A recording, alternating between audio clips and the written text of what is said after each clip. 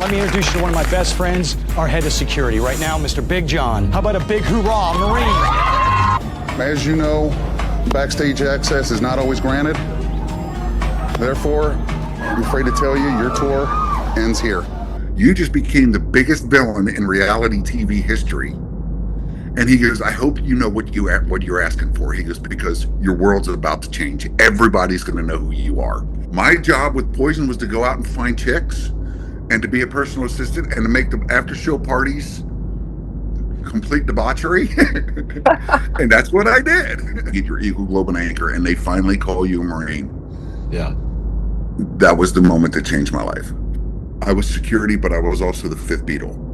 So when they did blow, I did blow. When they drank, I drank. Bret is doing very well on his own. I know that he's making a lot of good guarantee money. Yep. And for him to take a pay cut wouldn't make sense. Hey, Johnny, he's like, 3 beers or 2 shots. If you don't do them in the next 5 minutes, you're fired. He came up to me, and I'm standing there. And excuse me if I get a little emotional on this. No. But with my dad, everything, no matter how good it was never good enough. And immediately went limp. My body was on fire, and I knew something was wrong. I went to the hospital later that night, and he was like, your wrestling career's over. But we lost some Marines, and they blew up off the flight deck of the USS Duluth. And we immediately went into recovery mode. Holy shit. So I'm sitting here with the Pope's brother, the President of the United States, his cabinet, and I'm sitting 3 feet from Donald Trump. And now at this point in my life, I don't want it. It's like, I am who I am now, and if you don't like me, so what? I'm living my best life. The hair metal guru, from Warren to crew. The hair metal guru, never forget Charlie too. Hey, what an honor to welcome Big John Murray to the show. Big John did time as a professional wrestler. He's worked in a variety of roles with some of the biggest bands in rock, like Ratt, Kid Rock, and Poison, and many more. He really came to fame when he had a large role on the Rock of Love reality show when he was working with Bret Michaels. And maybe most badass of all, he's a Marine. He served his country overseas in Somalia. With that, Big John Murray, welcome to the show. It's an absolute pleasure, man. I've been looking forward to this for a long time. I know we've tried to schedule it a couple of times, and travel and life happens. So it's an absolute pleasure to finally be here. Well, and I'm an Iraq vet, so when you meet somebody who's been in some of the same kind of situations, it's even different. So truly, thank you for your service, and to have you here is you awesome. as well. You as well, man. You guys coming back from Iraq dealt with a lot more than we did. I mean, one thing we didn't deal with was IEDs and stuff like that, and some of the trauma that you guys experienced. I mean, when I was in Kuwait in the first Gulf War, we dealt with the oil fields. We dealt with the Republican Guard, who pretty much gave up after 48 hours of getting the shit bombed out of them. Right. Somalia was a different story, you know what I mean? Right. But that is what it is. Yeah. So I want to get into, because I know you got a lot of. It's okay to drink this, right? I don't want to do any trademarking for it. No shit. Go ahead. Swear whatever you want. Okay, cool. And I know you got a lot of cool stuff going right now that we're gonna get into, but like where I know, because we're gonna talk about this book that you're writing, but you grew up in Ohio. So like tell me a little bit about your childhood, what life was like for you growing up. I grew up in a town, it's a suburb of Cincinnati. It's called Norwood, Ohio. Very small, tight-knit community. There was a GM plant there, a lot of blue-collar workers, which is a lot of where I think I got my work ethic from. I saw these guys. My father was a captain in the fire department, eventually wound up being a lieutenant captain. I don't know what the rank structure was, but he was third in command. I know that. There was the chief, there was the assistant chief, and my father. Went to a private schools, Catholic Roman, Catholic grade school, Catholic high school. I had a very weird childhood because growing up, I was the kid that got early on. I was the kid that everybody made fun of. I was the kid that everybody beat up. Okay. I was the facet of release for a lot of the bullies, Okay. the pretty boys who thought they were something. Who, I didn't have my growth spurt till the 8th grade, so I dealt with a lot of shit growing up. Okay. But Okay. Norwood, Ohio is a suburb of Cincinnati. Very, like I said, very tight knit. One thing that everybody knew everybody, and Right. I had quite the experience because, as you know, back then, if you messed up, not only did your friends' parents beat your ass, by the time you got home, they called, and your parents Yep. are beating your ass, and Right. it was quite an experience. I think it made as a lot of making me who I am today, and you'll hear about that later. And so I kind of mentioned this book that we're going to talk about, but I have read 14 chapters of a book that you were working on. So a lot of what I'm getting is from that. And it seems like a huge part of your youth was football. Everyone knows the size, from seeing you on Rock of Love. But I'd love to hear you talk maybe a little bit about football in high school. In about 6th grade, I didn't know anything about what I wanted to do. Of course, no 6th grader does. You know what I Right. mean? I was just starting to figure out what girls were. I was just starting to venture out. I was Yep. a walking hormone that looked like Napoleon Dynamite, and I'll send you some pictures that you can put in the podcast. That would be awesome. Brett seen these pictures, and he was like, "Holy shit!" We held it up to a Napoleon Dynamite action figure, and I swear it is the exact same thing. Here, I'll show you real quick. Okay. While we're talking, That would be awesome. and you'll be able to get this as I'll definitely email this to you, but Okay. you'll get a kick out of it. But I'll just send you the picture. They Okay. can see it because Sure. I want to focus on you. My thing is around 8th grade, from the end of my 8th grade year, back to football. I started learning football in about the 6th grade. I had some very intense coaches. I had Bill Thies, and who was renowned in the city of Cincinnati. Played football with Jerry Faust and some other people before they Yeah. went on to Moeller and Notre Dame. So in grade school, we were the league champions. High school, I was kind of groomed to go to Purcell Marion High School. Because I grew up in Norwood, everybody that was a Norwood resident primarily went to Norwood. My mom and dad wanted me to go to a private school, so they sent me to Purcell Marion High School. I started in 1984. So from the end of my 8th grade year to the beginning of my senior year, or my freshman year in high school, I had grown 5.5 inches. So when I walked into that school, the football coaches were like, "Holy shit, look what happened to this guy." So they started grooming me immediately. Coach Wysong, Coach Baratieri, Coach Weisty, still some of my two of them, Coach Wysong and Baratieri, have passed on. Coach Cook has passed on. But these guys immediately saw the potential, saw what I was capable of, and as most adults do, that they're going to hit more growth spurts. So they saw the future. So they started grooming me, getting me in the weight room, started teaching me how to hit because I was a puss. I really, what happened was in grade school, the reason I was a puss was because I was in grade school. I like to call it the 5th quarter, as you read in the book. Yep.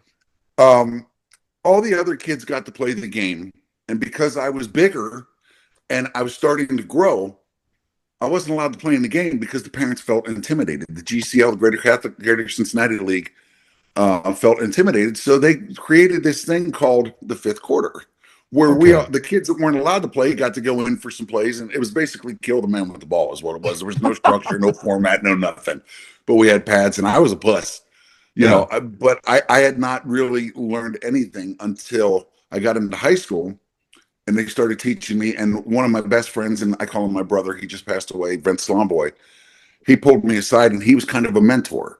He was a beast in football. This guy was a machine. And he started teaching me, you can't be afraid to hit. That's how you're going to get hurt. Just let it happen and go. So as time went on, between him, my coaches, and fellow players, I really learned how to hit. And I started to understand the structure and the format of football. And for lack of better terms, from day one of my freshman year, I started to get groomed for what the coaches knew was about to happen. Yeah. In 1987, we had a team that was formulated and kind of built. And they said from day one at practice, 2-a-day practices, they said, this year, we're going to win the state championship. There's no doubt about it. You guys have been handpicked. You're the team. We're going to do this. And it turned out to be the team. I mean, we went 14-0, number 2 in the nation in high school. But there was a catch. That was the first year the Proposition 48 came into effect. And if you didn't have a certain grade point average, you weren't allowed to play football. So I was a starting offensive tackle on the team, getting all kinds of recognition, all kinds of letters from colleges, scholarship offers, everything. But I took that for granted. My grades were horrible. Yeah. Coaches tried to warn me. Teachers sucked. There was no, I mean, it was like, I thought I was getting away with stuff. They didn't give me any guidance. A few did, but a couple of them were just like, screw it, you failed, you're done. Right. So because of that, I was not allowed to play the last 3 games of the season, which were the state championship. I got him there, but I was not allowed to play. And it really, really put a dark cloud over my head. Yeah. That's when I lost all interest in football. I lost all interest in everything. And I started to party, smoke weed, drink, hang out with the different crowd as opposed to the jocks. And things got pretty weird. And I had to start recentering my psyche and my focus. And I knew that I wasn't going to college. I knew that my grades sucked enough. I was the college scholarship offers went away. Yeah. And I was like, what the hell am I going to do? So upon graduation, I will tell you, I had perfect attendance in summer school for 4 years. And you graduated high school. And I graduated high school. But yes. About my senior year, I pulled one of my biggest mentors was Coach Wysong. He was like a second father to me because, as you read in the book, there was a very tumultuous, or a very weird relationship with my father. Okay. Yep. But Coach Wysong was like a second father. He would bring me to his house when shit got rough with my dad. He would take me to his house, let me sleep there, sleep it off, and kind of give me some guidance. And it became not only a mentor, but one of my greatest angels, if you will, when I was young. Yep. He was there for me no matter what. But I told him, I said, look, I know college isn't in my future. I said, and he was a former military man. I said, I think he was in the military. I know Barrett was. I said, I think I want to go in the military. And he's like, Navy, Army. I said, no, I want to go in the Marines. And he goes, what? And he goes, why the Marines? I said, let me tell you. I said, when I was about 12 years old, 11 years old, back in those days, you could do this. My mom would go in the grocery shop at the local market, and I would sit out in the car and listen to music. Yeah. So I knew, music was always a big part of my life. That's how I disappeared from the anxiety and stress of my father. Yep. But this guy walked up to the car, and he was in a dress blue uniform, Marine, and the way that people looked at him and the way that he carried himself, and he sat there and talked to me for probably, I don't know, at that time, 5-10 minutes, but that's all it took. He gave me this big Marine Corps sticker, which they still have today. And I put it on my bedpost. And then I went into a recruiter's office, and I got this poster. And it's the iconic picture. It's a Marine that's camouflaged out. He's got a rappel rope overs and an M16. And that stayed on my wall. Then little by little, more stickers started to show up. And I was like, the Marines, the Marines, the Marines. And it kind of sunk into my head. So when I graduated high school, finally, and my dad was trying to get me to go to college and forcing me to go to college, I said, I'm not going to college. You're out of your fucking mind. Yeah. I don't like books. I can't study. He confronted me and he goes, look, you need to make him. This was in February, beginning of March of 1989, after I had graduated in 88. He said, you need to make a decision. Where are you going to college? I'm paying for it. Figure this out. I said, well, I made my decision and I'll leave in a few weeks. And he goes, oh, well, wait a minute. He goes, school doesn't start till September. I said, Dad, I'm leaving for Paris Island. The sound of his fork hitting the plate still resonates in my head like a cymbal. Are you out of your fucking mind? Do you know what you did? Oh my God, you're going to die. You're so fucking stupid, blah, blah. And I said, and for the first time in my life, I looked him dead in the eye. I said, I'm doing this with or without you. You can either support it or not, but I know what I need. And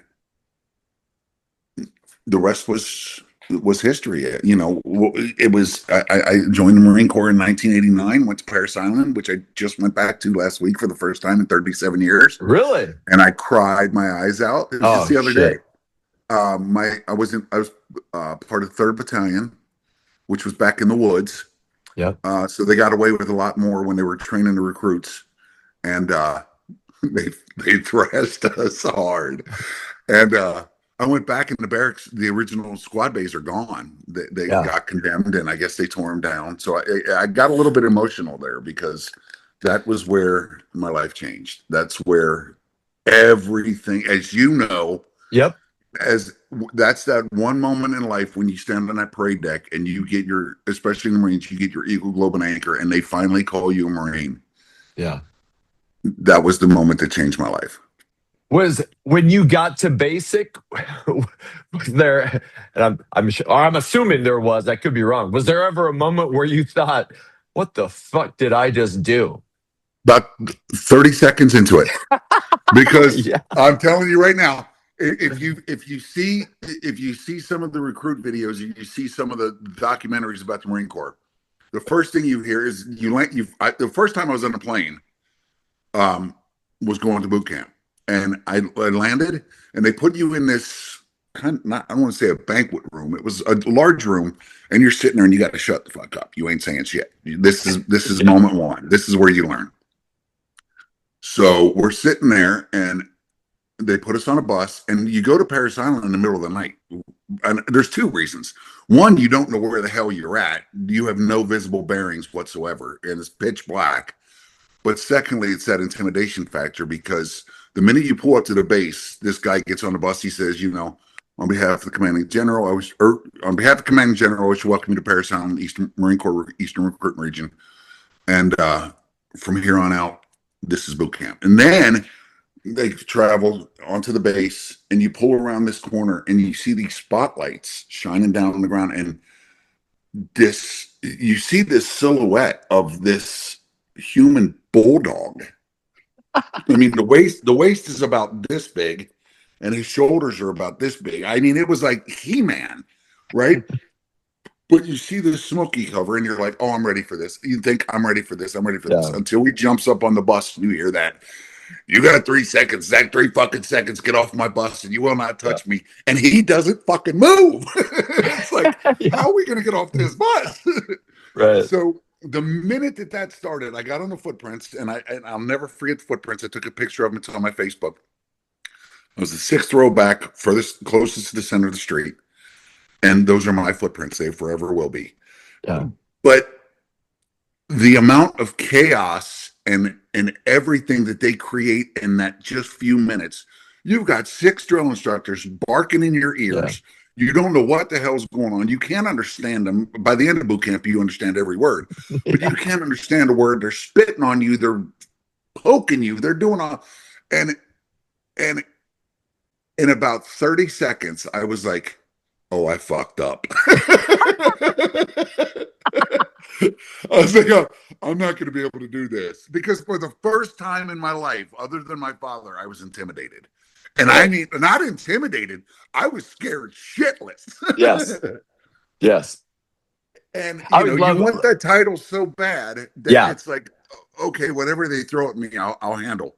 Little did I know. I always love when you tell people about it, and they're like, I would never stand for that. I'd be saying, I'm like, I until love you're that. There, you have no clue. Nobody's going to talk to me that way. I'd knock them out. Right. I'll tell you a true story. His name was Sergeant Lott, drill instructor Sergeant Lott. This guy, him and Christian were beasts. I mean, and it's in the book. They were absolute machines. And their job, as I know now, is to physically and mentally and emotionally break you till you feel like you are nothing. Yeah. Sergeant Lott had a really hard time doing that with me. And Right. and Christian and everybody, I kind of jokingly, I was like, all right, this is boot camp, whatever, I'll get through this. And I was being very, not arrogant, but very bold in the fact that I would not let them break me. I thought the more I held out, the better I looked. And they were getting kind of frustrated because their job is to eventually start rebuilding you into this basically trained Marine. And they could not break me. I was very arrogant, very, very whatever. As arrogant as you can be, because these guys, they have ways of breaking you. I wouldn't let them break me. And we did a night land navigation course one night, and Sergeant Lott went way ahead of us. And at that point, you don't even realize he's gone, because you're focused on other shit. Well, I'm going through night land nav. It's pitch black. I got a red flashlight lens in my flashlight, and I'm looking at a compass trying to get my azimuth and everything else. And all of a sudden, he swung backwards out of a tree and took a det cord and wrapped it around my neck. And he goes, "You're fucking dead. This is how real this is. You're fucking dead." Right. And boom, that was it.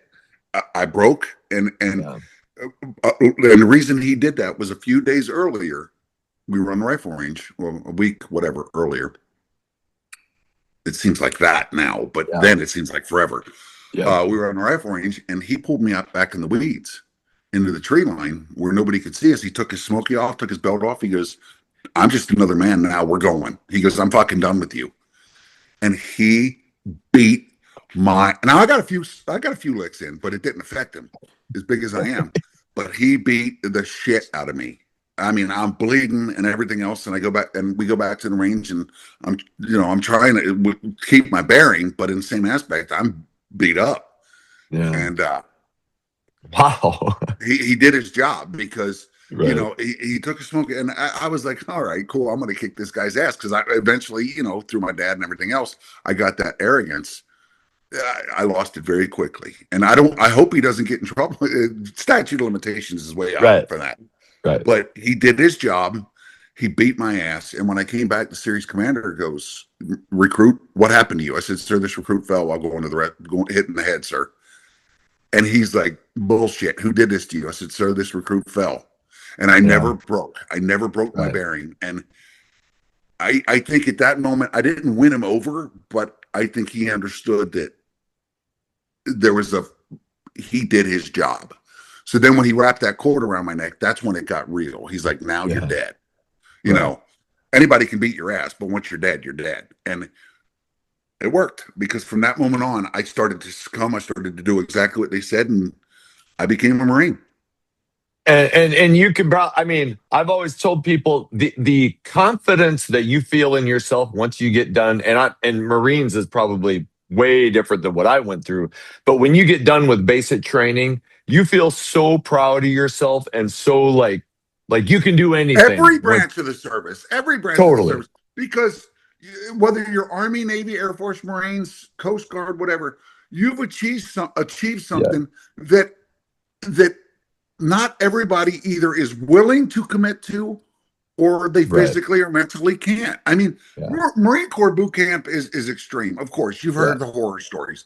Yeah. But I trained with Navy SEALs, members of SEAL Team 5. We were out on the USS Duluth together. I talked to them. I've talked to Army Rangers. I've talked to people in the Air Force. Boot camp is boot camp. And no matter what it is, the only difference is Marine Corps boot camp is a lot more in your face, grit, raw emotion, and physical. I mean, you're out in the sun, and they put you in these sand pits, but I mean, I went in there weighing 285, and I left weighing 237. That's how physical it was in 14 weeks. Right.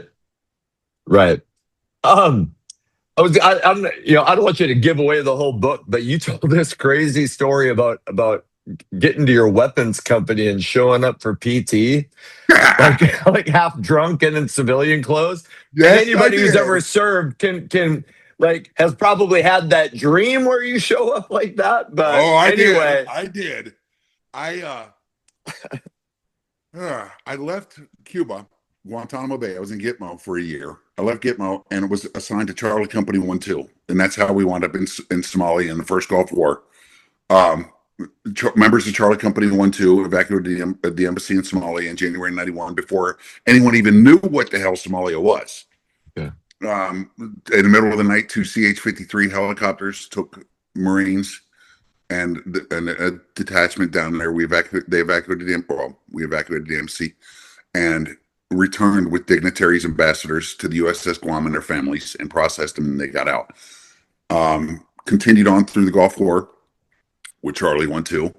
And then immediately following our return to Camp Lejeune, I was told, you're leaving tomorrow. You're going to 1-1, which was out in California. That was on my dream sheet, but 1-1 had already deployed to the Gulf. Okay. So there was no deploying to the Gulf. It was, you got to be assigned to a unit. So I got out of Charlie 1-2, went to 1-1. And I think it was the night before I was in Vegas. And I was with my family and everything else. And my dad drove across the country with me and my mom. And me and my dad got shit-faced. Well, I hadn't even checked into the unit yet. I'm laying in this barracks room thinking, okay, I got to check in today. I got to get my shit together. I'm still sleeping. And I hear this bang, bang, bang on the door. And they're like, get up. I'm like, I haven't even checked in here. Like, nobody gives a shit. Get up here. We got PT. And I'm still half in the bag. So I don't know what the PT gear is here. I don't know the uniform of the day. I don't know anything. So I take off these cut off blue jean shorts, an olive drab t-shirt that I had made a tank top, socks, and my boots. And I showed up in the formation and I hear this, what in the entire fuck who are you? And I was like, who the fuck are you? And I got into it with, as it was in the book, with somebody who I shouldn't have gotten into it with and immediately knew it. And pretty bad first impression, but right. It goes into more detail in the book. But right. It was it was not the greatest first impression, but it turned out okay. So I don't know how much you want to go into, but like Somalia, like what was that like for you? I mean, I was gone in Iraq for a year. You know, for me, a lot of good came out of it. Some bad came out of it. I'll lead to the book because I don't want to get into too much. I don't want to get into too much about that because there's a lot of people who I have not gotten I'm still waiting on waivers and signature and people because there are people named and the thing I'll tell you about Somalia is my worst experience about Somalia was a few years later with 1-1. Okay. And that's in the book when the helos went down and members of the founding member of the Wounded Warrior Project and some other Marines, we lost some Marines and they blew up off the flight deck of the USS Duluth. And we immediately went into recovery mode, set up the galley on the ship as a triage unit. And they were pulling members out of the ocean, and John Malia and John Roberts, who are two of my closest friends now and brothers. They'll always be brothers for Marines, but they're two of my closest friends now. John Malia, I thought they died. I really did. And 22 years later, we were on tour with Def Leppard, and Rick Allen was doing sit-ins with Marines and veterans, not just Marines, but all veterans who were coming back from Iraq with PTSD and Gulf War syndrome. And honestly, that was the first time in my life that I realized that PTSD was not only combat related, because Rick suffers from it because of his car wreck when he lost his arm, the trauma of that. So I was learning a little bit, but one thing Rick tuned in on was he goes, dude, these guys are really opening up to you. Why? I said, because I'm a vet, because I've experienced what they experienced. And I know their trauma. And vets, one thing people may or may not understand is vets will only open up to other vets, especially, vets of the same branch. So Marines will talk to Marines, Navy will talk to Navy, and so on and so on. But I had this uncanny gift where I would just sit there and listen, and I, nod, and I'd be like, well, what about this? And I give alternate options. I know you're drinking a lot. At the same time, I was, but I said, I know why. What about this? How's your relationships? I'd ask questions as opposed to just sitting there. And Rick was wonderful at this, absolutely wonderful at this, because I started to think, I'm like, how do you know what they're going through? That's where I learned that PTSD is not only combat, it's rape victim, it's trauma victims, it's wrecks, it's house fire. I mean, it's anything that's a serious traumatic event that affects your life and your psyche is PTSD related. You mentioned your dad going, what the fuck are you doing signing up for the Marines? Did he come around? Did you guys repair that He relationship? did. To a degree, he came around, and I'll tell you, when I graduated, when I was standing on the parade deck at Paris Island, and I was graduating, I'm standing at attention, and I'm kind of glancing around the bleachers there, and I see my mom, but I don't see my dad. I was like, did he not come? What the fuck's going on? Where is he at? Is he still pissed? And when graduation was over, I saw him standing on the side of the bleachers back in the shadow area. I don't know if it was because he was hot or what, but which doesn't make sense because he was a fireman. So, I mean, how hot can it be? But maybe he didn't want me to see him. But he came up to me, and I'm standing there. And excuse me if I get a little emotional on this. No. But with my dad, everything, no matter how good it was never good enough. If we won the game, it was like, great, you won, but you missed this play, or you could have done this better, you could have done that better. But for the first time in my life, he looked me in the eyes, and I saw something different. And I was just like, I was expecting the worst, but the look that he gave me was kind of like, and he looked at me and he put his arm on my shoulder and he was like, I can't believe you did it. He expected me to fail out of boot camp. Right. And he looked at me and he was like, well done. And that was it. That was it. But you could see a change in his demeanor and his tone when he talked to me now. Even though we still fought like cats and dogs, because I was an egotistical, arrogant dickhead, and he was a stubborn, proud fireman who dealt with his own bullshit. But I learned later on in life through my mom that one of the reasons he was so hard was because I thought I had it bad. The demons that he had to carry around from his father were even worse. So I as I got older, I started to understand that, and I became less aggressive with him, especially near the end of his life, because he pulled me aside, or he was laying in his hospice bed, and he said one day, he goes, listen, he goes, I need to talk to you. I said, what? He goes, I know I was hard on you.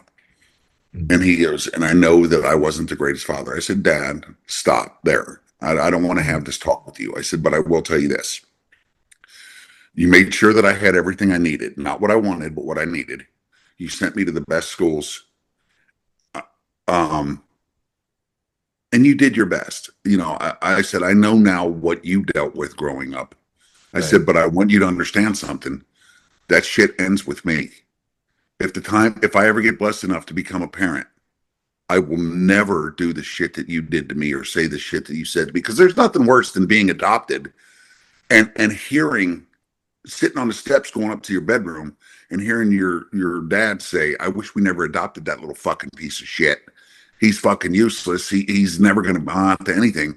And then all of a sudden, he's at his most vulnerable and he's dying and he's trying to apologize for it. I said, Dad, don't, because if you hadn't have done that, I wouldn't be where I am today. One of the hardest things for me to recognize was the fact that, as shitty as I thought I had it, in the grand scheme of life, it made me stronger. It made me harder. It made me more determined to accomplish the shit that I wanted to accomplish. Not what he wanted, but what I wanted. And it made me more determined to prove him wrong, if you will. Did you always know you were adopted? Was that As long something as you I could remember. discovered? Oh, okay. As long as I Okay. could remember, they never hid that from me, Okay. and it was, in a weird sort of way, it sucked because I always felt different. And as many as you can see, it's everywhere in my house. I'm a huge Disney fan, Yeah. huge Disney fan. And there was a reason, because I have a tattoo. It says "Believe this way and dream this way." It's an anagram. Oh, wow. And one of Walt Disney's biggest saying was, "If you believe it, you'll dream it, and dreams really do come true." And I had this, and I got this done because it's the truth. But one of the reasons I was so enamored with Disney is because the story Peter Pan, I, through adoption, through this void that was in my heart, through everything, I felt like I was attached to the Lost Boys of Peter Pan's clan. Yep. Because they were the misfits. Nobody wanted them. They were the ones that were outcasts. And that's the kind of feeling that I had growing up, even though I had a don't get me wrong, I don't want to paint my dad as a monster, because Right. he there were days that he'd take me out to the field and we'd throw a ball, but it always turned into, well, you can't be a first baseman, I want you to be a pitcher. Okay, well, let's pitch. And I'd throw the ball. And as I got older, he's like, fuck this, I ain't catching this. You're throwing like 80-mile-an-hour fastballs at 15 years old. Uh-oh, did I lose you? No, Oh, no, yeah. And I heard everything you were saying. You just kind of froze, but it was all good. I started getting bigger, and my force and power and everything got stronger. And I don't want to paint him as this monster, because he wasn't. He was just he was, like I said, he was carrying his own demons, and he didn't know. One, I don't think he knew how to be a proper parent. And two, I think the only discipline that he knew was what was passed on to him. But he was a great man. I love him to death to this day, and in death. Yeah. But I respect him more than I love him, if that makes sense. Yep. Because of everything that he accomplished for himself, and the work ethic that he instilled in me. I respect him more than I love him. Did you ever meet your real parents? Did. Oh, okay. Did. About 9 years ago, I had come back from, 2001. Yeah, about maybe 10 years ago, 2015. I moved to Hawaii. And when I came back, I worked with a young lady who had worked with a friend of mine and found her family. I said, I wonder what she could do for me. So I gave her a call, gave her my birth date and the hospital that I was born in. And I think I gave her the birth certificate number. I'm not sure, because it was all redacted and amended because I was adopted. And within about 40 minutes, she called and she said, I think I found your family. And I was like, what, already? She goes, here's the thing. She goes, your biological mother is on vacation in Florida, which in fact was not true. Okay. It was my brother, my biological brother, who headed down to Florida. And so she goes, it's going to take about 2 weeks, but I think I can arrange a meeting. Yeah. Well, she called me out of the blue one day. She goes, listen, I need to meet with you. I have some information that I need to go over with you before we do this. So I met her at a library in Deer Park, Ohio, which is just up the road from Norwood. And this little shit, she sits me down at a table, and we're going through all this paperwork and pictures. She goes, I have pictures. She goes, you have a brother, you have a sister, your biological mother is still alive. Unfortunately, your biological father has passed away. Yeah. She goes, but I do have a phone number. Would you like to give them a call? And I said, I think that's something that I should do on my own, if you're not offended by that. I said, when I'm ready, I'll call them. She goes, would you like to meet them? And I said, absolutely, if they want to meet me. She goes, turn around. What she did was she had them strategically placed in the library. And as I was focused down here, they were all sneaking in behind me. And when I turned around, I saw Linda, my brother, my sister, Linda's husband, and the immediate family. And I looked at my biological mother, Linda, And I immediately knew from the cheeks and the smile on her face, I was like, oh my God, this is it. And I had told my mom, look, I'm searching, I'm trying to find them. And Yeah. she was fully supportive. She goes, if this Yeah. is what you want to do, by all means do it. Yeah. So she did it. And I turned around, and I'll never forget, the first thing I did was I came up, I gave her a hug, and she goes, is there anything you want to say to me? And I said, thank you. And she goes, thank you. I said, listen, I said, I don't know why, I don't know the reasoning, but you had a lot of options. And I said, you put me up for adoption, and I want you to know that I have you did the best thing you could do, because I was raised properly, Yeah. because I did have manners at that time. I had manners, and I was sent to the good schools, and even though my dad was hard on me, he was still a good father. My mother was the matriarch of our family. I was never more grateful than I was when I met her, to let her know that I didn't grow up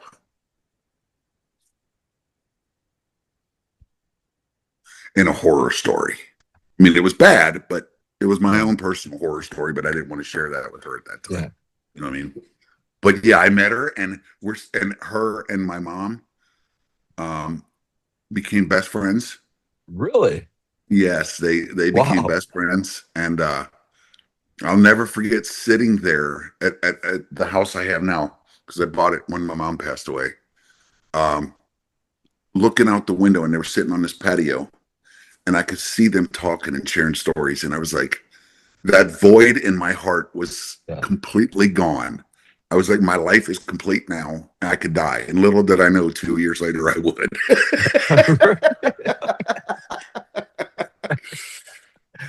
um, After 4 years in the Marines, was there any thought of staying in, or what? There What was was. your? There was. Okay. I wanted to stay in. I didn't achieve the rank that I had set out to achieve, due to a little situation in the Philippines. We won't go into that. Okay. But I lost some rank, and I was building it back up.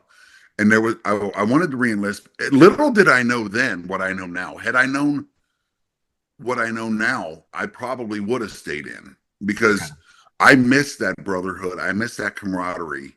And at 21 years, 22 years old, well, actually, 19, 20, 21, 22, actually older than that, you don't realize that structure, that camaraderie, that brotherhood is very, very hard to find out here in the civilian world, as you know. Yep. And if I knew what I know now, then I would have definitely stayed in. But I'm glad I didn't, because of what happened. Right.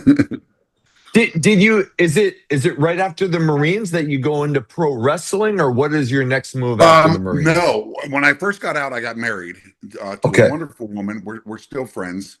I was working at a jail in Cincinnati. It was a juvenile detention facility, 2020, and I was Okay. dealing with what they call the bindover kids. There were kids that were being tried as adults and sentenced to, long terms.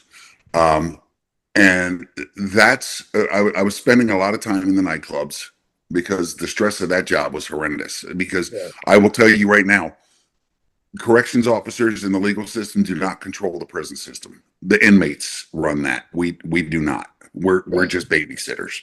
Right. It's a whole society on its own, and I was very frustrated with that, because I had some administrators and some supervisors who,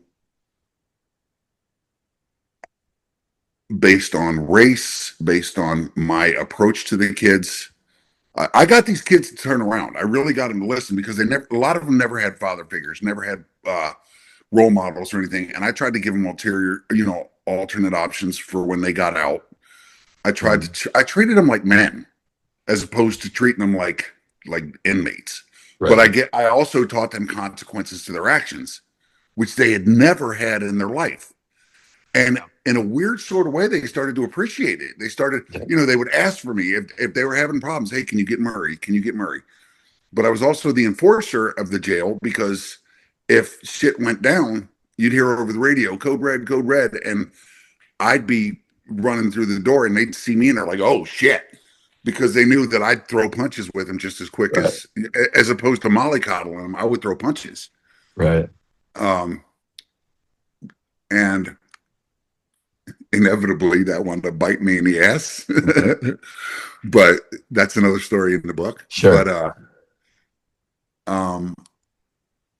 the stress of that job started to make me drink a lot more. Okay. You know, that's how I dealt with it. I self-medicated from the Marine Corps, the stuff that I had experienced in the Marine Corps, to the stress of that. It was just a little bit overbearing. I didn't know what PTSD was then. I thought everybody just put some dirt on it and rubbed it off. I know now that there was a reason that I wasn't sleeping at night. There was a reason I was having nightmares. There was a reason that the alcohol was helping put me to sleep, because I would drink to the point of blackout every night just to go to sleep. Yeah. My wife at the time, Jeannie, was a very successful business owner. She owned a couple of hairstyling salons, very well respected in the community. And throughout our dating and courting process, we eventually got married. And I was bringing my work home with me a lot, and it was not fair to her. And she eventually moved on, for lack of better terms. Okay. I didn't put her in a very good situation because, at that time I was broke. I didn't have anything. We bought a house together. But she was the business owner. She had everything, and I was making pennies on the dollar. But together we lived a pretty decent lifestyle. Right.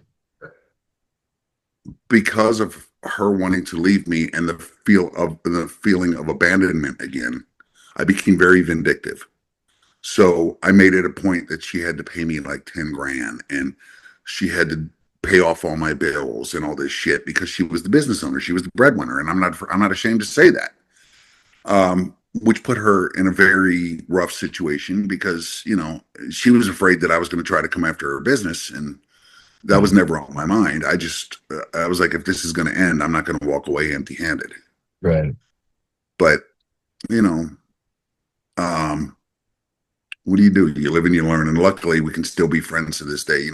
Occasionally I see her when I go back to Cincinnati and say hi and everything. She's moved on. She has a wonderful family, has a son now. And, it is what it is. I thought that, or if I remember in the book, that you were working at the prison at this, like when you kind of got the music start. Well, yeah. What happened was when, as I mentioned earlier, I said that would eventually cost me. I was basically called into the office, and I was told, "Look, you either resign or you're fired." I said, "Fuck you guys! I quit." I'm going. At that time. I started to venture out, and I was into the nightlife scene and everything. And I was frequenting this club called Annie's in Cincinnati. It was a live music venue, but it was also on Sunday nights, they had disco night, which everybody dressed up. And I'm not kidding you. There were probably 1,800, 2,000 people in this club every Sunday night. And it was all walks of life, all walks, colors, creeds, ethics, everything. Yeah. And I got to befriend a lot of these people because I was a party monster. I was very social. And everybody knew me, one because of my size, or holy shit, who's this guy? But I always wanted to work there. And one night some shit kicked off, and I got involved, and I was offered a job. And by working there, a lot of these musical acts, Ratt, Cinderella, Tesla, Slaughter, all these guys were coming through playing on their resurgence, and I got to befriend quite a few of them, especially the guys in Ratt and Slaughter. Mark Slaughter is still one of my greatest friends. Stephen Piercy he's my rat bastard brother. I will love him till the day I die. Not only because of our connection, but because he took a chance on me and gave me my first job. Okay. And that was by once again another mistake. I got on the wrong damn bus. Bobby Botzer wanted to ride back to the hotel, and a friend of mine gave him a ride, and I got on the crew bus instead of the band bus, which returned to the hotel. And after driving for about 3 hours, I was like, "Guys, where's this hotel?" And they started laughing at me. And I was like, "What the hell?" And they're like, "John, we're in Detroit." I was like, "What the hell are you talking about?" Because it started in Cleveland. And I'm like, what do you mean we're in Detroit? They're like, we don't go back to the hotel. We go to the next venue. And I'm like, oh shit. What a because like I said, How did that I was broke. how did that relationship get started anyway? How were you associated with Bobby Blotzer, and like Well, what led to this? because of the music venue. Okay. Um, Working at Annie's, Annie's. I got to be real, good friends with Blotzer, Fred Yep. Curry, Jeff LeBar, God rest his soul, was one of my best friends. Yep. Um, I got to be, and I was that guy. I would call Blotzer and Fred Curry and Jeff LeBar constantly. I went in Yeah. the music business. I wanted because once I saw it and I was up close and personal to it, I was like, I want this is the job I want. This is what I want to do. This is what I meant for. So I would, and I swear you can ask Fred, you can't ask Jeff anymore, but you can Yeah. ask Fred, you can ask Steven, you can ask Blotzer.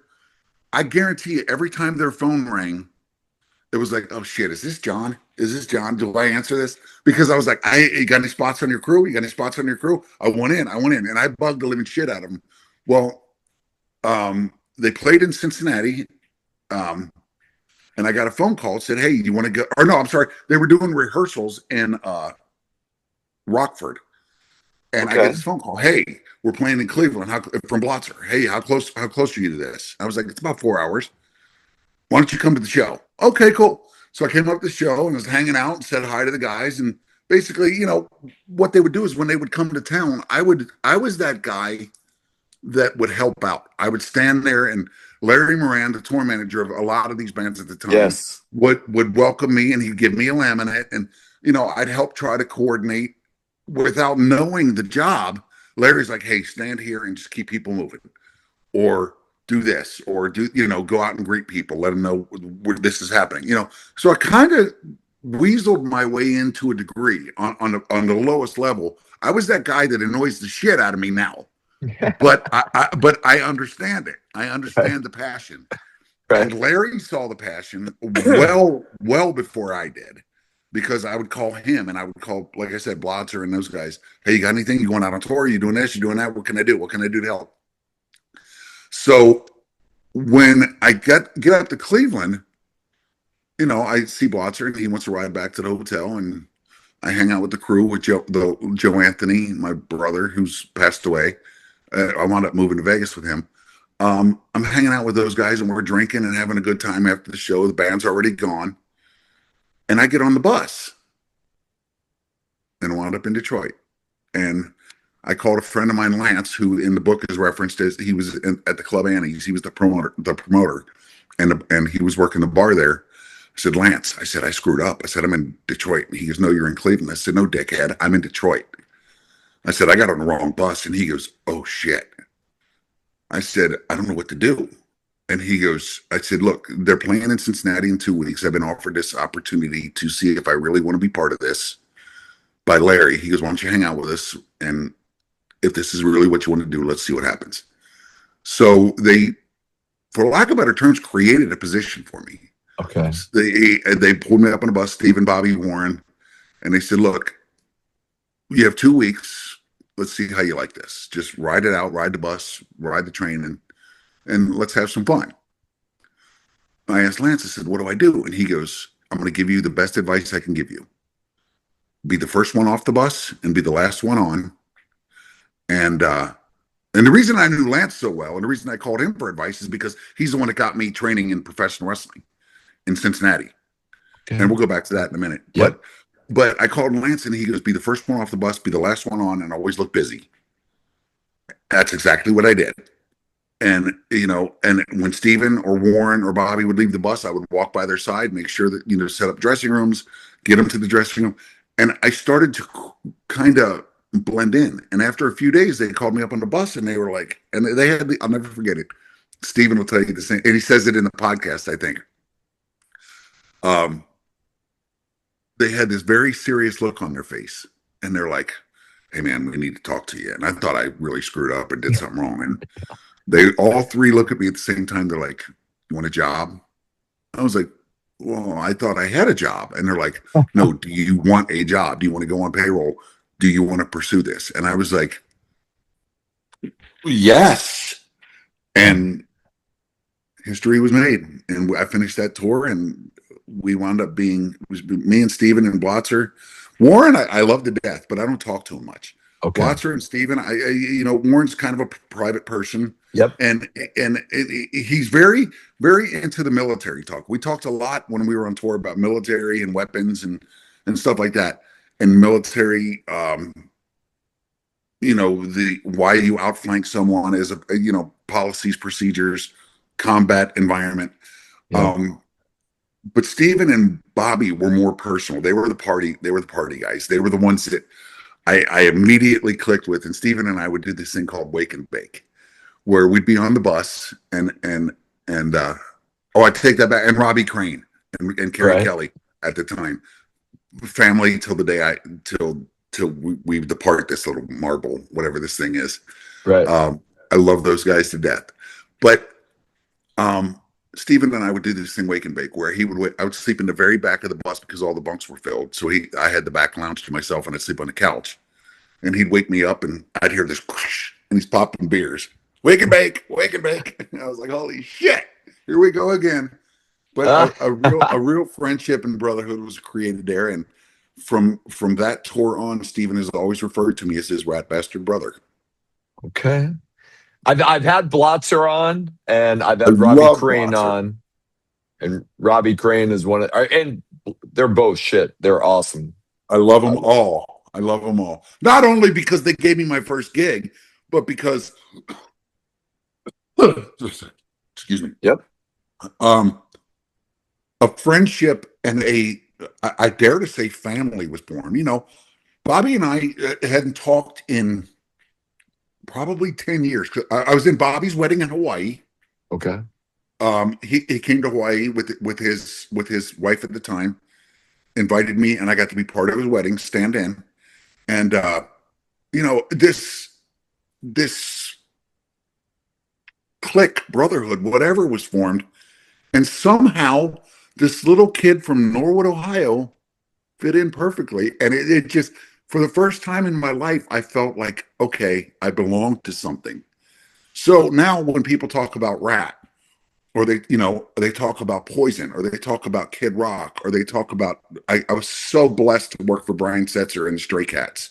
Yeah. And, they talk about these, and I'm like, and I have these memories now, and I'm like, that's my family's. Yeah. I have been so blessed to work with so many professional artists and entertainers that it went with every single one of them. It went well beyond the employee-boss relationship. Somehow my personality just sunk with theirs, and these relationships and bonds were formed that will never, ever be broken, ever. Okay. We talked about the wrestling. When does are you doing music as the wrestling thing happens? No. I started training in wrestling in '96 while I was at the jail.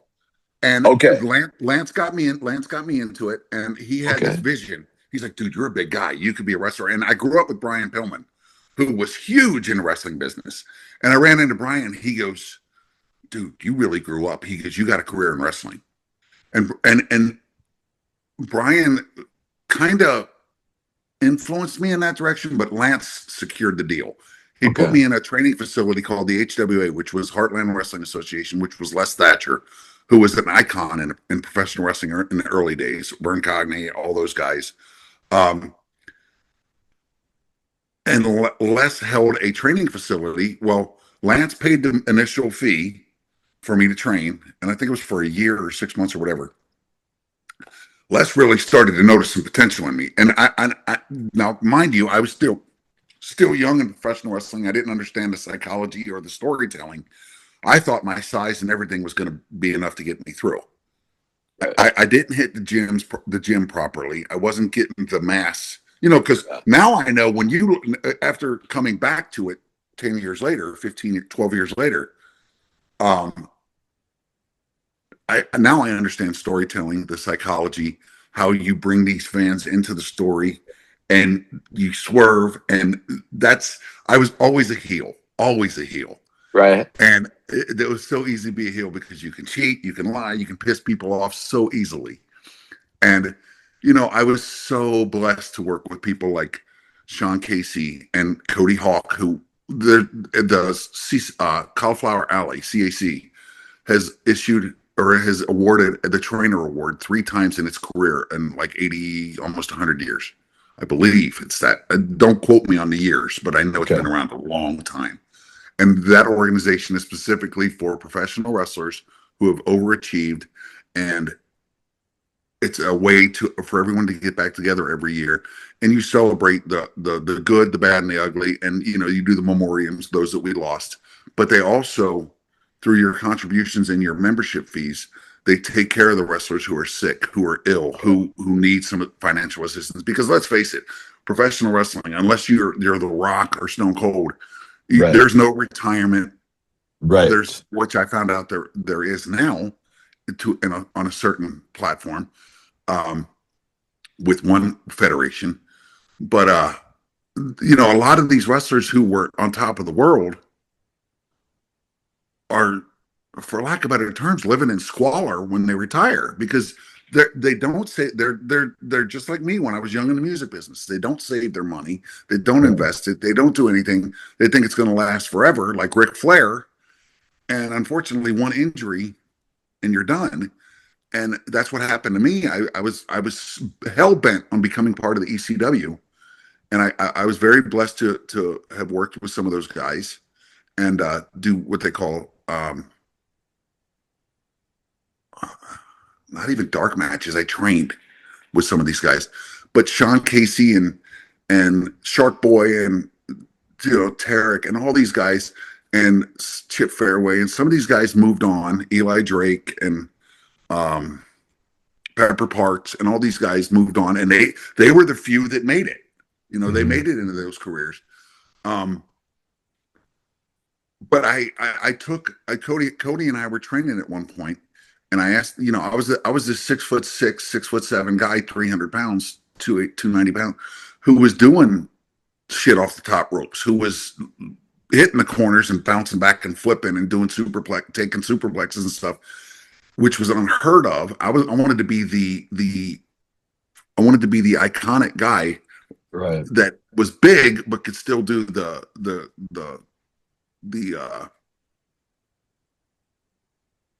coordinated stuff. So it looked good. And unfortunately, one day I told Cody Hawk, I said, we were calling a match and we were running through a match, and I said, superplex me, and he goes, okay, and he got me up there, and when he did, and landed on the top of my head, and I got what was called a compression fracture on my vertebrae, and immediately went limp. My body was on fire, and I knew something was wrong. I went to the hospital later that night, and they was like, your wrestling career's over. You're done. I was in a neck brace for a while, and I started focusing on music. So, and then, 25 years later, I go back into wrestling, and I get inducted into the NWO by Kevin Nash himself. I got one of my greatest matches ever was with the Boogeyman. I got to become very good friends with Randy Savage, right? Through the music business, not wrestling, but he knew who I was from music. But then when he passed away, it was a huge loss on my part because Randy and I had gotten pretty close through a mutual friend of ours, Matt, and the girl he was dating at the time, Melissa, and I still talk to this day. I love her to death. She's like a sister to me. But it's so weird that I got more involved with wrestling through the back door by being part of music and knowing these guys. So when I saw them in the ring and I saw them in the locker rooms, they were like, holy shit, what are you doing here? I'm like, I'm part of the biz now. I finally made it, So it worked out. It worked out. Just didn't work out. God has a plan, and that map may not always be a straight line. Somehow, you take the roundabout and you wind up exactly where you wanted to be in the first place. And back to music, like you get associated with bands like Ratt and Poison and Cinderella. Well, you were in high school when those bands, is that what you were listening to? I was just like, what did you listen to in high school? One of the first concerts that I went to, well, not one of the first, as a young adult, I was 14, 1984. Ratt was playing at Cincinnati Gardens with Bon Jovi opening up. That's when they had Runaway. Right. And I loved Ratt. I absolutely loved Ratt. So that might be a little bit of what as to why we became such good friends, because I didn't want to be a mark, or a fanboy, but I also respected that music so much, because every time you hear the opening riff to Lay It Down, Oh or shit. I'm like, holy shit, that's Ratt, you know. But Right. one thing that caught my eye was that tour. Robin had a cast on his leg, and he was still running all over the stage, doing the shit with this cast on his leg. But I found myself paying more attention to Robin's guitar tech, who I found out later was Catfish, the guitar tech and the drum techs and everything else, and the LD in the front of the house. And I'm like, holy shit, this could be a job, Yeah. you know. And was I listening to it? I'll be honest with you. I never, very rarely did I listen to Poison. I Okay. listened to Slaughter. My favorite band ever, well, not a lot of people know this, Steven does, but my favorite band ever was Duran Duran. Ah, I I like Duran love Duran. Duran Duran. I still Okay. do. You know, and All right. by working with Kid Rock, there about a year or two later, after we finished the tour, the lighting director for Duran Duran worked with me with Kid Rock. And he called me. He said, "Hey, I'm out with Duran Duran." He goes, "Do you want to come to the show?" And I was like, "Are you shitting me?" And he put me up on the side of the stage while they were playing, and that was my moment. I Okay. sat there and watched Simon and the guys, and I'm just like, "Holy shit!" I'm on their stage, and that's when I thought I made it. You know, I was like, "I'm at the top of the world." Right. Little did I know what was to come in the future, but I'm telling you, my friends in Cincinnati and Norwood and everything, they call me the Forrest Gump of Cincinnati, because so many doors have opened up. Right. And this is what this book is about. I try to, especially for young kids, because I want the people that are our age to let their kids and their grandkids read it, because I want kids to know, if you believe in your dreams will come true. I promise you, when those doors so much as crack and open up, run through those motherfuckers. Yeah.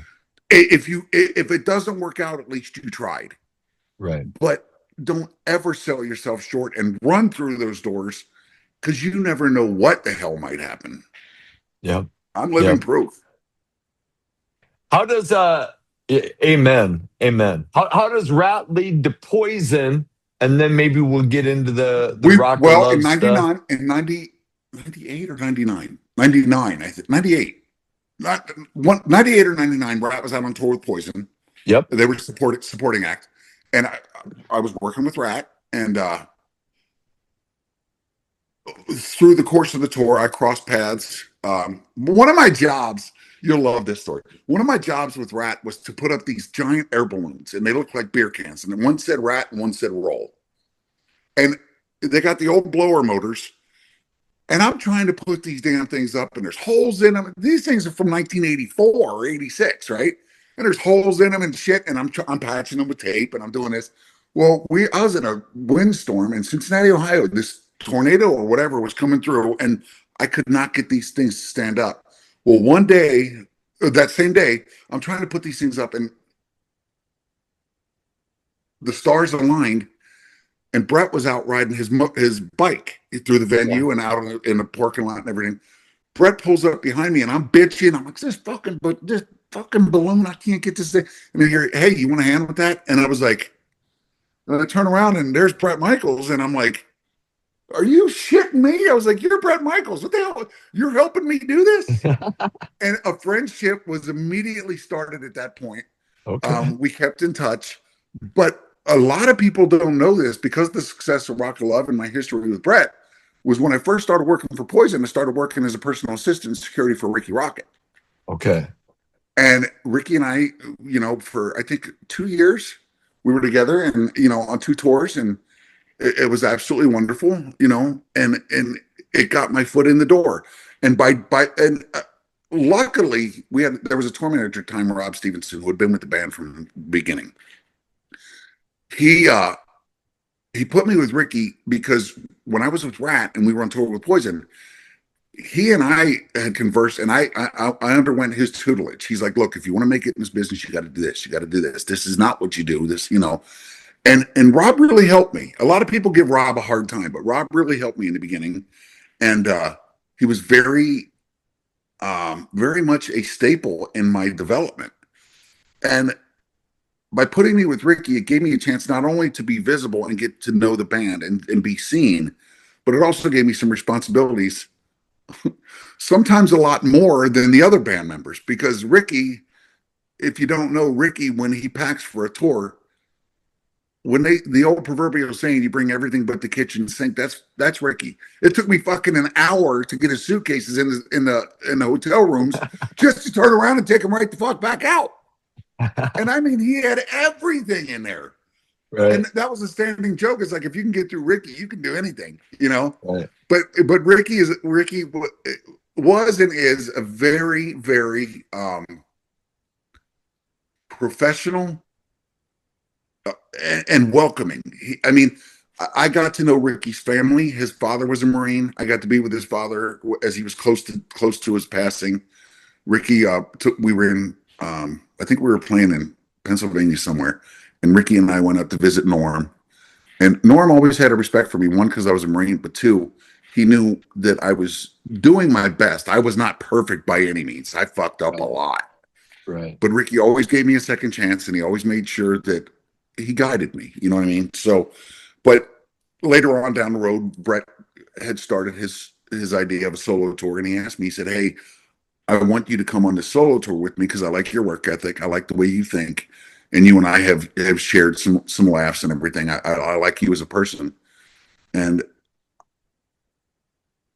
unfair to Ricky at the time, I jumped ship and went to Team Bret immediately because he had offered me a higher position. You always want to move up the ladder.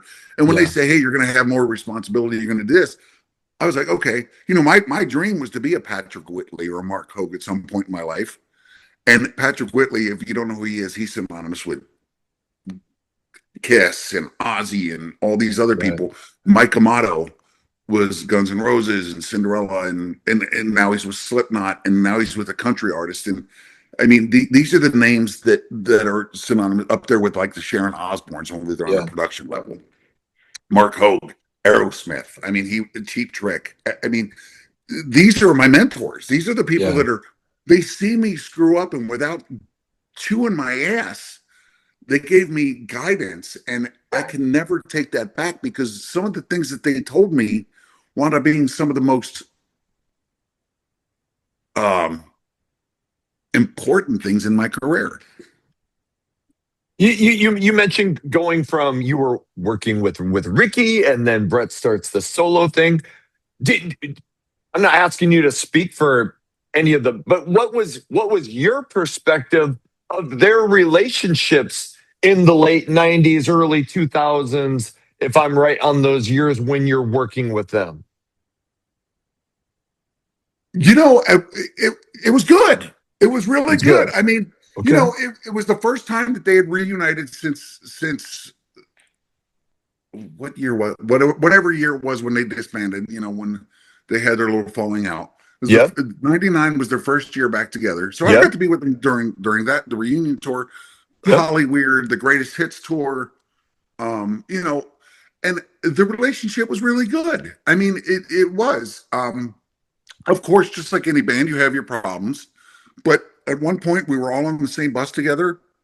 Everybody got along. My job with Poison was to go out and find chicks and to be a personal assistant and to make the after-show parties complete debauchery.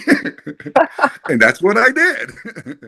And luckily, I got to partake in some of that. And sometimes it went a little too far, and sometimes it, but I mean, Poison has always been known for the parties. It's the party rock band. You know what I mean?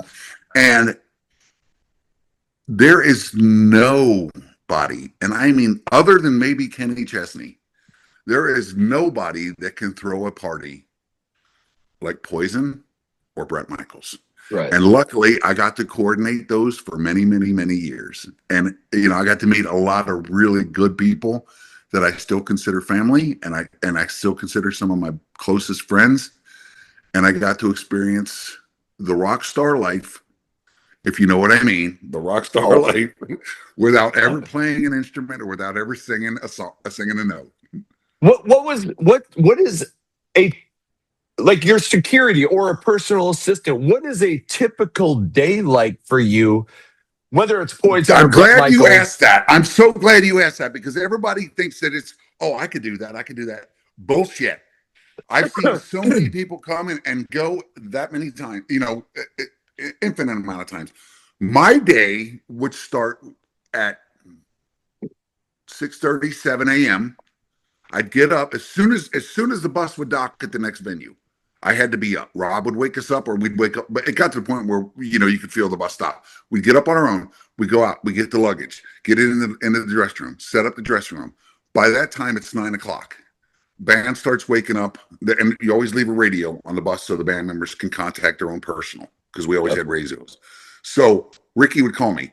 Hey, I'm up. Okay, cool. I'm coming to get you. Sometimes it would be bring breakfast to the bus, or I'd walk them into catering, get into catering. While they're in catering, I'm going out and I'm making sure that everything's, smooth on the bus. I'm clean. Basically, I'm cleaning up after them, Okay.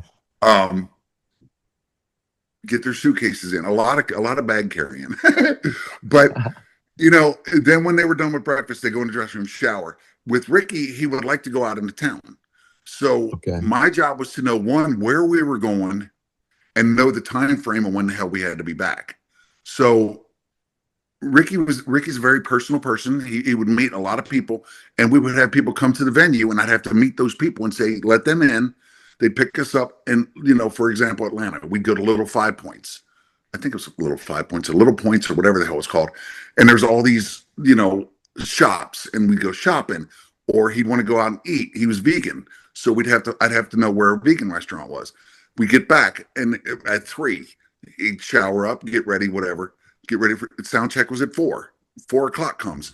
Then all of a sudden you do the meet and greet. As soon as sound check's over, they get ready they get show ready. So you're waiting outside the dressing room. They get show ready. Boom, got to walk them to the meet and greet. Do the meet and greet, meet people, collect numbers for after shows. Start handing out passes because I find hot chicks. Get back to the dressing room. Show goes off. Show gets over. Another meet and greet, where it's a mass meet and greet, where they're signing, blah, blah, blah. You coordinate the meet and greet, take a lot of pictures. Then when the meet and greet's over, it's my job to go out and find these people, these girls that I gave passes to. So I find the girls, I got them waiting, or they're in the meet and greet, and I tell them, you stand over there, you stand over there, you stand over there. So then the fun started. Once the meet and greet was over, and all the general population, and at that time, each member had, Poison had their fan clubs. Ricky had a fan club, Bret had his fan club, and sometimes one thing that I will say about Poison, and I noticed the same thing with the guys from Shinedown just a few months ago. Sometimes their meet and greets last longer than the show. They take the time to make every fan that's in their meet and greet feel special. There's a reason that Poison, Bret, Ricky, and these guys, Slaughter, all these guys, a lot of the guys from the 80s do this. And I notice a lot of other bands don't do it. They almost put themselves on a pedestal, and they're no longer equivalent to the fans. And they forget that one day they were fans. Or, one day not long ago, they were the fans. Right. Poison takes the time, and Bret and Ricky and Bobby and CC always took the time to make their fans feel 100% special. They took the time to talk to them and listen to them. It wasn't just, hey, how you doing? Boom, late, see ya. They would listen to their stories. They would tell them, hey, the first time I met you, oh my God, I remember that, And I try to tell some of these newer artists that I've worked with, this is a work in progress. If you want to be here in 40 years, you better kiss the ass of these people that are coming to see you now, because they're the ones that are buying your merch. They're the ones that are buying your albums. I learned from some of the best, and so we get done with the meet and greet. Then the parties would start. And sometimes I got to partake in those parties. Sometimes I wound up sitting outside the dressing room waiting for them to get finished. You know what I mean? with their party. But inevitably, it all turned out to, I was the first and the last person that those fans or those women or groupies or whatever would see. And for me to be social was huge because I was the one that they were giving their numbers to. And there was no MySpace or Facebook or anything at that time. It was cell phones that you folded open and you pulled up the antenna. You know what I mean? So if at that time, sometimes it was home landlines, which don't even exist anymore. Right. But I'd have to have those numbers in order. So when we were coming back through that town or in that area, I'd be like, hey, so-and-so, we're coming through. Oh yeah, I know. Okay, here's the deal. You're going to pick up your tickets and passes at will call. Don't talk to anybody. It's going to have my name on it. You belong to me tonight. You know what I mean? You go and do what I tell you to do. Right. So, and then by the time the meet and greets were over, it was 1, 2 in the morning, sometimes later. And you get on the bus and you start rolling to the next city. You got a few hours to sleep and get up and start the day all over again. And it's the same process. And were there a lot of people willing to do crazy things to get backstage to meet Poison? Absolutely. Yes. Okay. Absolutely. Okay. Rock of Love, I think, starts around 06. I think you were, and you were. So how do you find out you're going to be involved in Rock of Love? And not only are you going to be involved, you're going to have kind of a big role. What happened was VH1 and Bret were in negotiations. Okay, and we had already been on the solo tours and we were starting this stuff. In the interim, I went to work for Kid Rock. Okay. So I worked for Kid Rock for a couple of years, who I loved, and I cherish our friendship to this day. I just saw him a few months ago. He played here in Clearwater, and that man, he's the real deal. I love him. I heard you say in an interview, you were like, Kid Rock was like, he would encourage you to drink, where some people might be like, hey. That's where a lot of that's where a lot of stuff that eventually caused my heart problems. And no blame to him whatsoever. It was my decision. But he welcomed it because I was not security with Bob. I can't believe I just called him Bob. I never called him Bob. I call him Boss. I'm like, hey, Boss man. I was not security with Rock, with Kid Rock. I was his personal assistant, and I was given this job with a catch.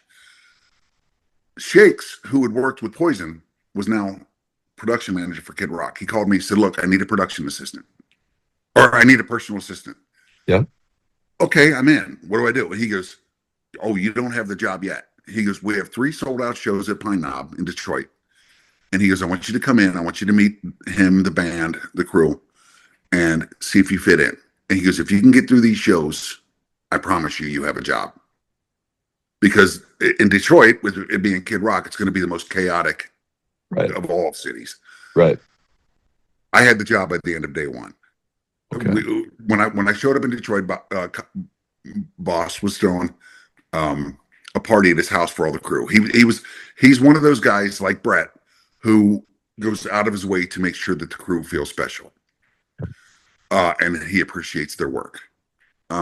So he was throwing this huge cookout barbecue party at his house in Clarkston. I show up there and everybody's immediately, oh my God, you're John. Welcome. Here's a drink. I said, no, I'm not drinking. I got to work tomorrow. And everybody's like, what? You're not going to fit in. Well, there was a reason I did that. And thank God I did, because the next day I get to Pine Knob, and whoever his personal assistant was before him, his wardrobe case, all of his jewelry, everything was a complete shambles. It was a mess. So I took everything off the bus, all of his hats, shoes, boots, everything, clothes out of his wardrobe case, had them all sent off to a cleaner, had them all, I pulled a miracle. I don't know how in the hell this cleaner company must have shut down, this Fluff and Fold, because I sent bags and bags. I said, I need this shit back by 4 o'clock. And damn it, they did it. I don't know how. As soon as they found out who it was for, they did it. Suits, stage gear, everything. And when Bob showed up, I'm going to call him Bob. He always tells us. When Bob showed up, he walks in the dressing room and he was like, what's all this? I said, look, here's a manifest.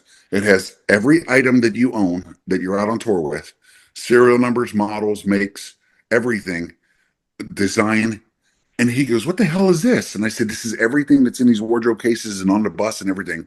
I said, "I have serial numbers. Thank God I did this," because he looked at me and he goes, "I need a white beater, a white wife beater." I said, "Third drawer down, folded nicely in the back left-hand corner." I said, "And please put it back the way you found it."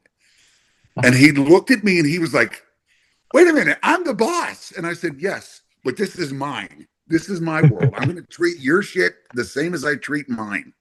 Right. And I said, "There's a reason that I did all this." And there was one show a few months later that I fucked up. One of his favorite pair of sunglasses. I had left in the venue. We got to the next city. He's like, "Hey, where are those glasses?" And I was like, I had to swallow my pride. And I came and I said, "Boss," I said, "I fucked up." I said, I lost those glasses. I left them at the venue." And he was upset, but he wasn't the kind to bitch you out. You could Right. tell he was upset because he liked those glasses. I said, "But," I said, there's a good side." And he goes, "What's that?" And I said, "I went through my manifest, had the serial number, the manifest, the make, the model, the serial number, everything. I said, we'll have a replacement here by 6 o'clock." Right. And he looked at me, he goes, "Holy shit, how did you do that?" And I was like, "I planned ahead." Because Right. I knew eventually I was going to fuck up. I knew it. Right. You can't make mistakes without growing. And I knew that if I covered my ass, it was cool. So Like Kid Rock, he loves the party, or at least back then we loved the had some party. good ones. Did you ever was it hard not to let it get out of control? It did get out of control. He didn't know it though. Okay. That in 2001, I went to work for a band called Saliva, who's Yep. none of them are no longer the present members of the Saliva. I don't know how they keep that name. Yep. But Josie Scott, Wayne Sweeney, Chris DeBaldo, and Dave Novotny and Paul, we were a family. And I was security, but I was also the fifth Beatle. So when they did blow, I did blow. When they drank, I drank. When they did meet and greets, I stood there with them. When there was a party on the bus, I was right there in the thick of it. And I kept it very well hidden. 2001 was probably not the first time, but it was the first time that I ever really got introduced to good cocaine. And I started to do it a lot. And then with Kid Rock, I backed off for a while. And then I started to do it again. And not only, I never did it with, I don't think I ever did it with him. I don't believe I did. Yeah. But I did it at the same time. Other band members and other crew guys, I do it, Yeah. But I hid the after effects very, very well. Okay. But one thing that Bob always did was we get done with the show. And, as a personal assistant, I want to make sure he's always got a drink in his hand. I want to make sure the party's flowing and stuff like that. So if his drink was half empty, I'd hand him another one, take the half empty one and dump it, Yeah. I always made sure that his glass was full. But I also drank a lot at the same time because his saying to me was, "Hey, Johnny," he always called me Johnny. "Hey, Johnny," he's like, 3 beers or 2 shots. If you don't do them in the next 5 minutes, you're fired. So I started drinking a lot of Jim Beam, and in order to offset the effects of the alcohol, I was sneaking back in the corners doing a lot of blow. Okay. And Yeah. Rock of Love came, and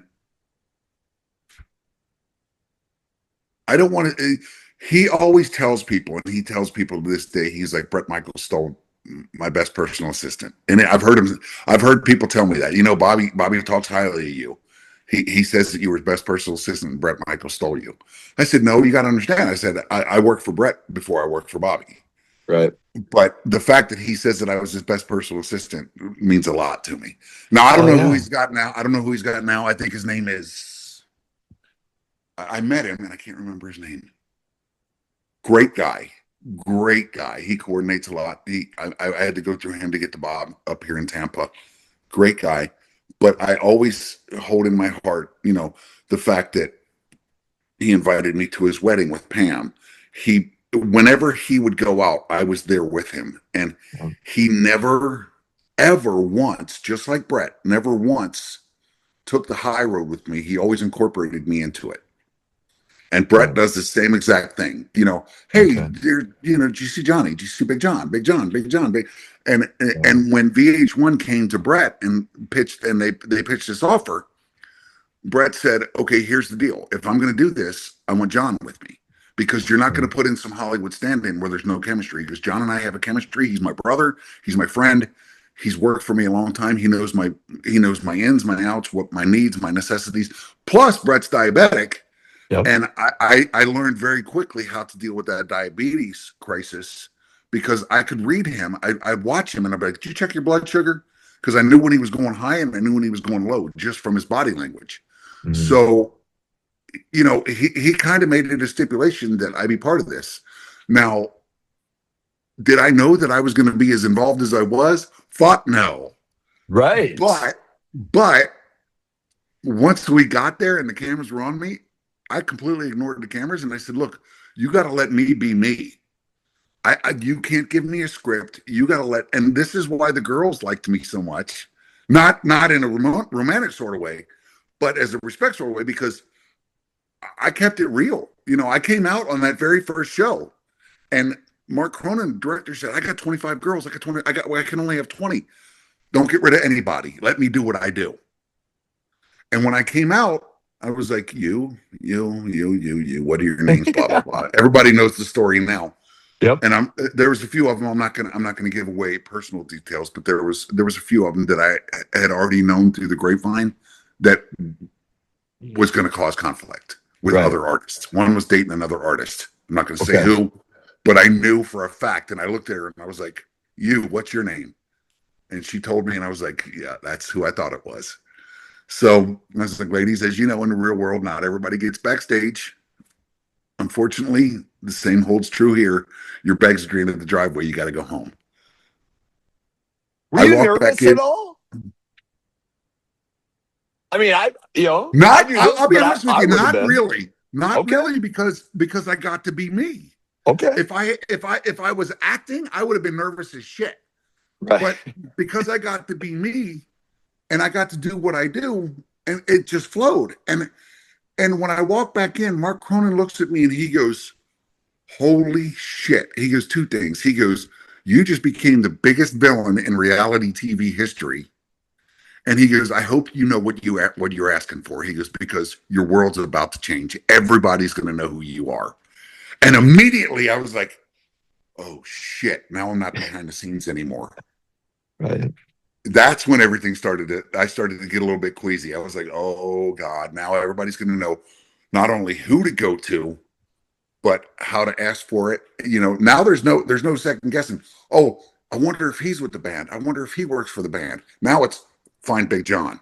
Yeah, he's got the passes. So, when did you realize that you were famous because of this? You were Bret was playing this Bret Michaels band was playing a show in Salt Lake City, and it was the the premiere of the very first episode. And I walked into the bar. It was a bar at the time. We were still doing bars in small theaters. I walked into this bar, and it was packed, asshole to elbow, and everybody in the show started. It was a premiere party. So I walk in and everybody looks at me and they start cheering. And I'm like, what? And I look up at the TV and I'm like, oh shit, it's on.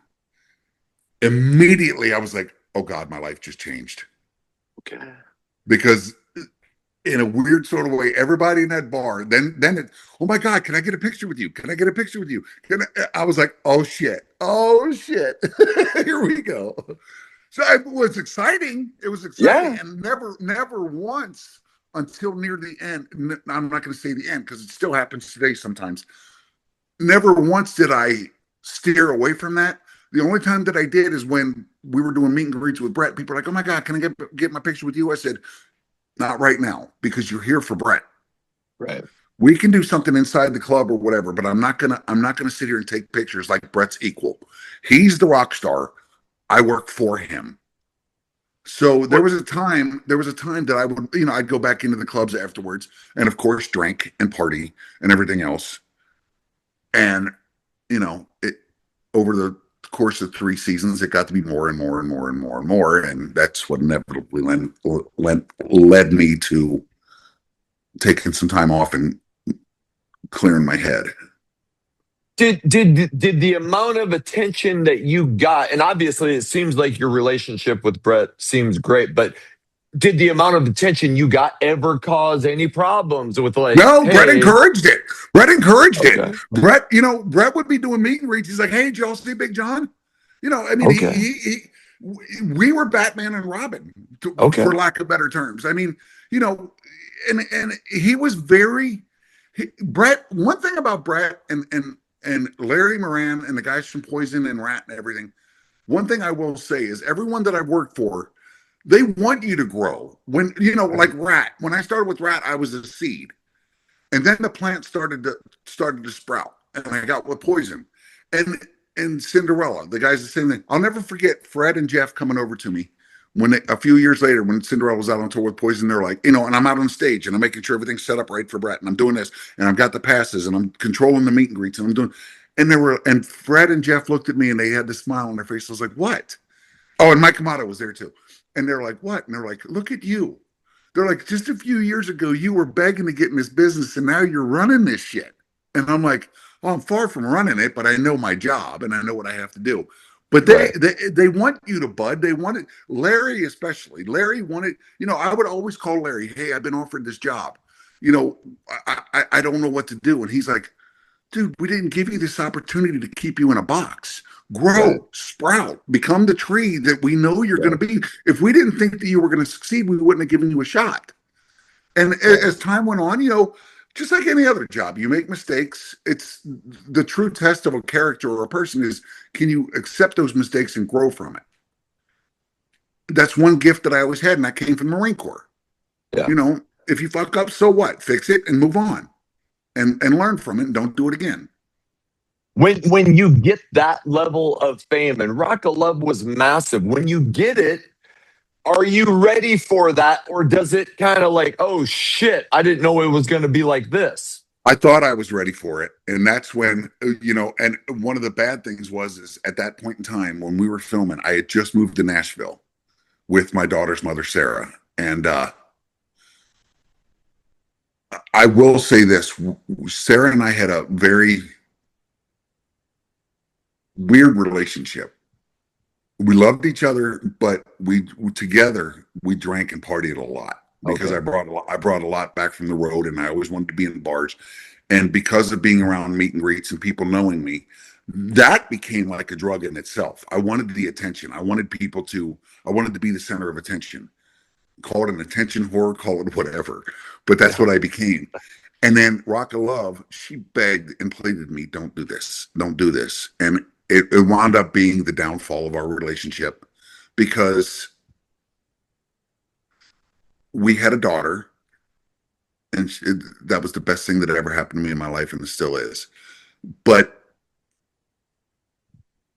work became the priority as opposed to my family. And she eventually reached her limit, and she moved on. And by the grace of God, we're still best friends today. We talk every day. Not only because we're raising a daughter, she raised our daughter. She Right. did a phenomenal job. My daughter is Yeah. smart. She's intelligent. She's a magna cum laude, or going to be a magna cum laude at the university. Her mom did all that. I would just basically support in Yeah. this system. But one thing, I never ever did what my dad did, and I never ignored my daughter. I always made sure that whether it was on the phone or whatever, I was a part of her life, and Yeah. I'd go visit her. But the attention and the drinking and the partying and everything became the priority, and my family came second. And that's when the attention and everything really started to boom. So I ran with that, and I had a few years of it. And unfortunately, at the end of those few years, the relationship, there was no chance, it wasn't salvageable. Um, but I got everything I wanted and then some. I have a daughter. I Yeah. have her mother, and but I was also partying and drinking, and that became a priority. That became, all emotions shifted as opposed to get better, get better, get better. I became complacent, started drinking and partying more than I did grow. If that makes I sense. I imagine I mean, the amount of girls who were maybe interested in you, the amount of people who wanted to give you drugs and drink with you must have like skyrocketed in those years. Skyrocketed, and I will tell you,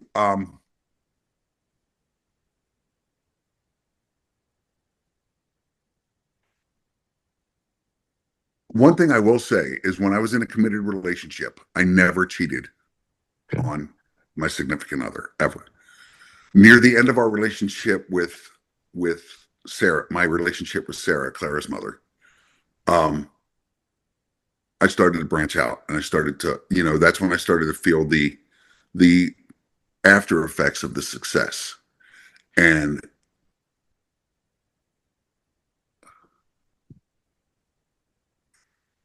I became a true living behind the music. Should you say? Can I say that Yes. without sounding like an egotistical prick? I mean, girls were throwing themselves at me. The drugs were coming freely. The drinking, um, and it became a lifestyle as opposed to a tendency. And it was every day, every night. It didn't matter where I was. I was constantly drunk or high on coke or whatever. But I was always, I always had eye candy.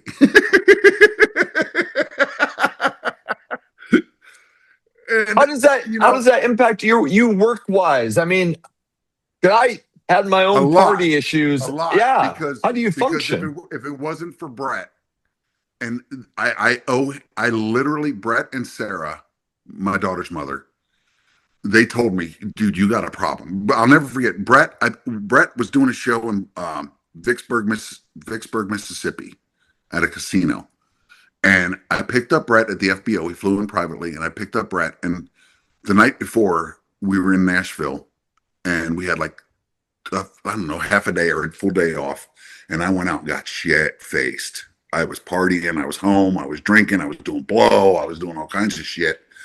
And I got back to the bus, and I don't remember this, but I said and did some shit that was just completely out there. One thing I do remember was they had Cinnabons in this box, and I took the Cinnabons and I put them. This was the thing. I put the Cinnabon. This is a standing joke. Me and Brett. He calls me Princess Leia. I took the Cinnabons, put them in the microwave, and I heated them up. And when I took them out of the microwave, I grabbed them. I said, "Hey, look, guys, Princess Leia," and I singed my ears. My ears were burnt and blistered, and they were stuck to my head. Jeez. And later that night, Brett's cousin Bob, who was working for us on the solo tour at the time, he had a half a gallon of Jack Daniels that somebody had gifted him. The next morning, he woke up. He goes, "What the fuck's my whiskey?" I said, "I drank it, a half a gallon, sitting on the bus watching TV. I just kept pouring drinks, pouring drinks." And by the grace of God, he or somebody in the camp, Jana or somebody, called Bret and said, "Look, we're at a crossroads here. We need to figure this out. John's got a problem, and we don't know what to do." When I went to pick up Bret, we were sitting in the car. He had me pull over, and I'll never forget the speech he gave me. He said, "Look," he goes, "I understand the party, and I want you to have a good time." He goes, this is a lifestyle. You're great at what you do." He goes, "But your priority and your focuses have shifted." And he goes, "I've watched too many of my friends and other musicians and other people in this business die." And he goes, "I refuse to watch you go down that road. I'm not going to watch you die." He goes, "So you need to make up your mind. Are you going to fix this, or are you going to go?" And this is after Rock 11, it's the success of Rock 11 and everything. And I think it took like a day or two. And I went to Bret and I said, "Look, I'm going to quit drinking." And I did. And he was very gracious, because what he did was the parties still continued on, but he made sure that like he was, in a weird sort of way, he was watching me as much as he was partying because he wanted to make sure that I was okay with what was going on. So I drank cranberry juice or I drank sodas or whatever. And I know in the back of his mind and everybody else's mind is like, is this going to last? Unfortunately, it didn't. When that tour was over, I went back to Nashville and it all started up again. But in 2010, I moved. I dropped everything, left my house, short sold my house, left everything in it, lost all my personal possessions and everything, moved to Utah because I had to change. I was like, I'm done. I need to get out of this. Nashville's the worst place to quit drinking because if you go to a business meeting at 10 a.m., they're at the tin roof drinking, you know. Mm. So I moved to Utah thinking it was going to solve the problems. It didn't. I met my second wife in a bar. And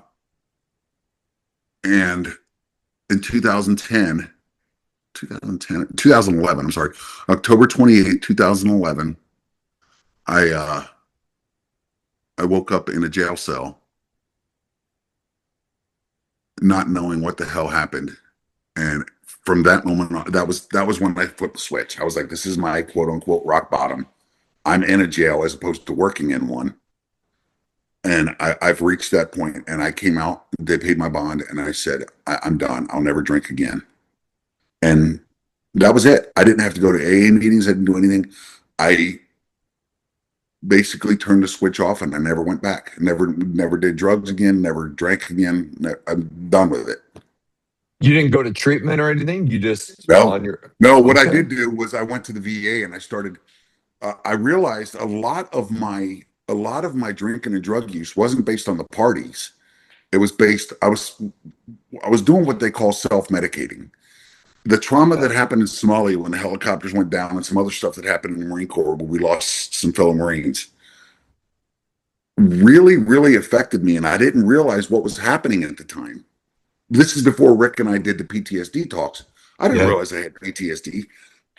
But I was drinking to the point of blackouts because I would wake up in the middle of the night and have these dreams about these helicopters crashing and burning bodies and this and that. And by drinking to the point that I'd black out, I could finally sleep. But when I'd wake up, I was like this. I was shaking because I'd have to drink in order to mellow out again. And I realized that I was either going to die or I was going to fix this problem and I was going to hit it head on. And I went to the VA and they immediately knew. I met with a counselor and she's like, "Oh, you're fucked up."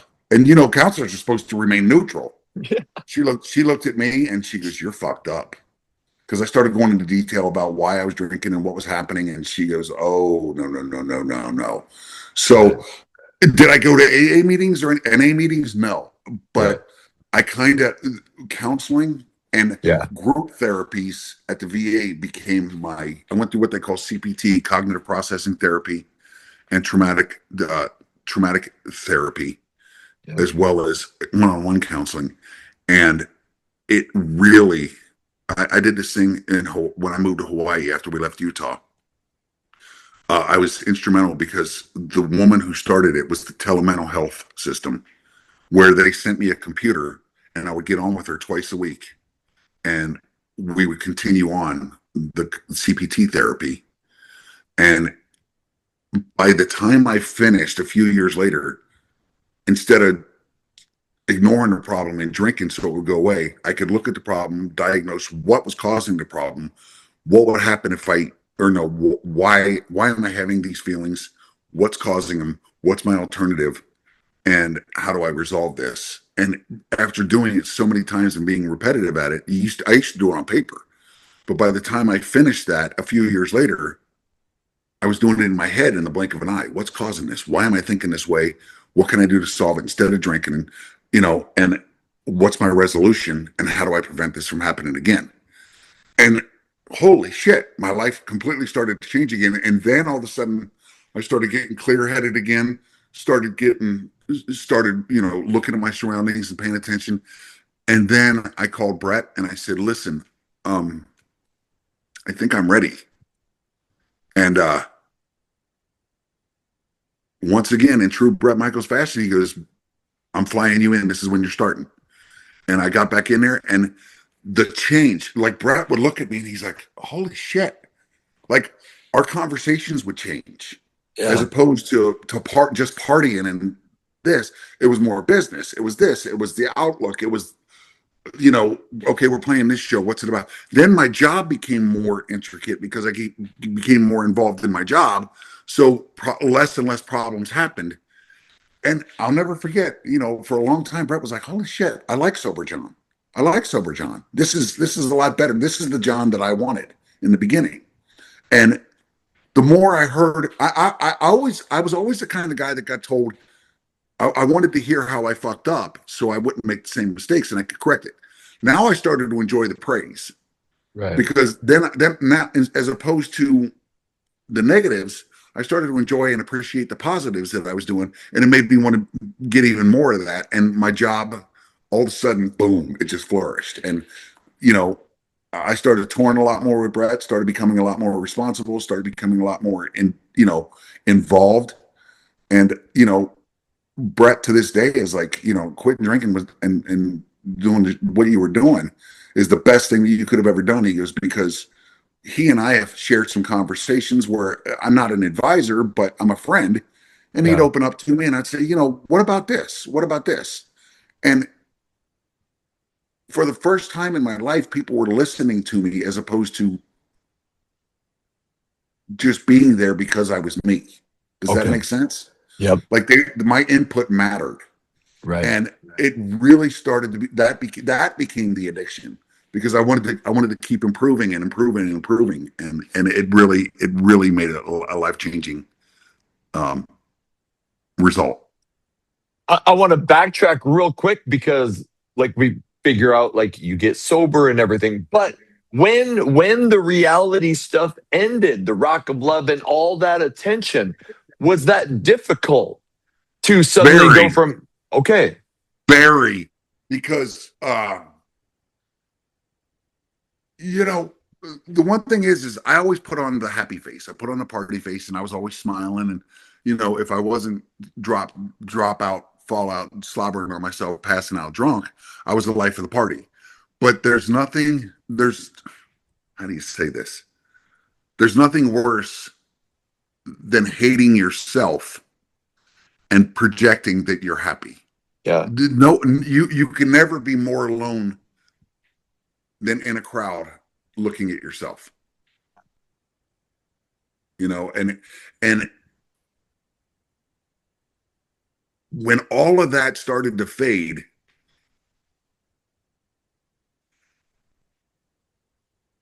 you you I strive to get back to that attention level and that popularity level sober, and I could just never get there. You know what I mean? right, And yeah, when I quit trying is when it happened. You miss it so much that it becomes addictive. But I was fighting and I was trying to be, this ego took off. I mean, I got it. My friends, some of my closest friends tell me like when you were doing Rock of Love and you had the success of Rock of Love, you were a complete dickhead. You right, became an egotistical maniac because all of a sudden I was the popular one. I was never the popular one. I was the Napoleon Dynamite. And now I had popularity, I had success, I had fame, I had money, I had everything that you could have ever imagined except for inner peace. And the inner peace is what I needed the most. And when I finally succumbed to giving up everything, I found the inner peace, but I could never quite get that back. You know what I mean? right, And now at this right, point in my life, I don't want it. It's right. like I am who I am now. And if you don't like me, so what? I'm living my best life. When did you last tour with Bret and work with I Bret? was just with Brett a few weeks ago. Okay, We just did the NFL draft. okay, We did the '80s cruise. yeah, I continue to talk to Brett several times a week.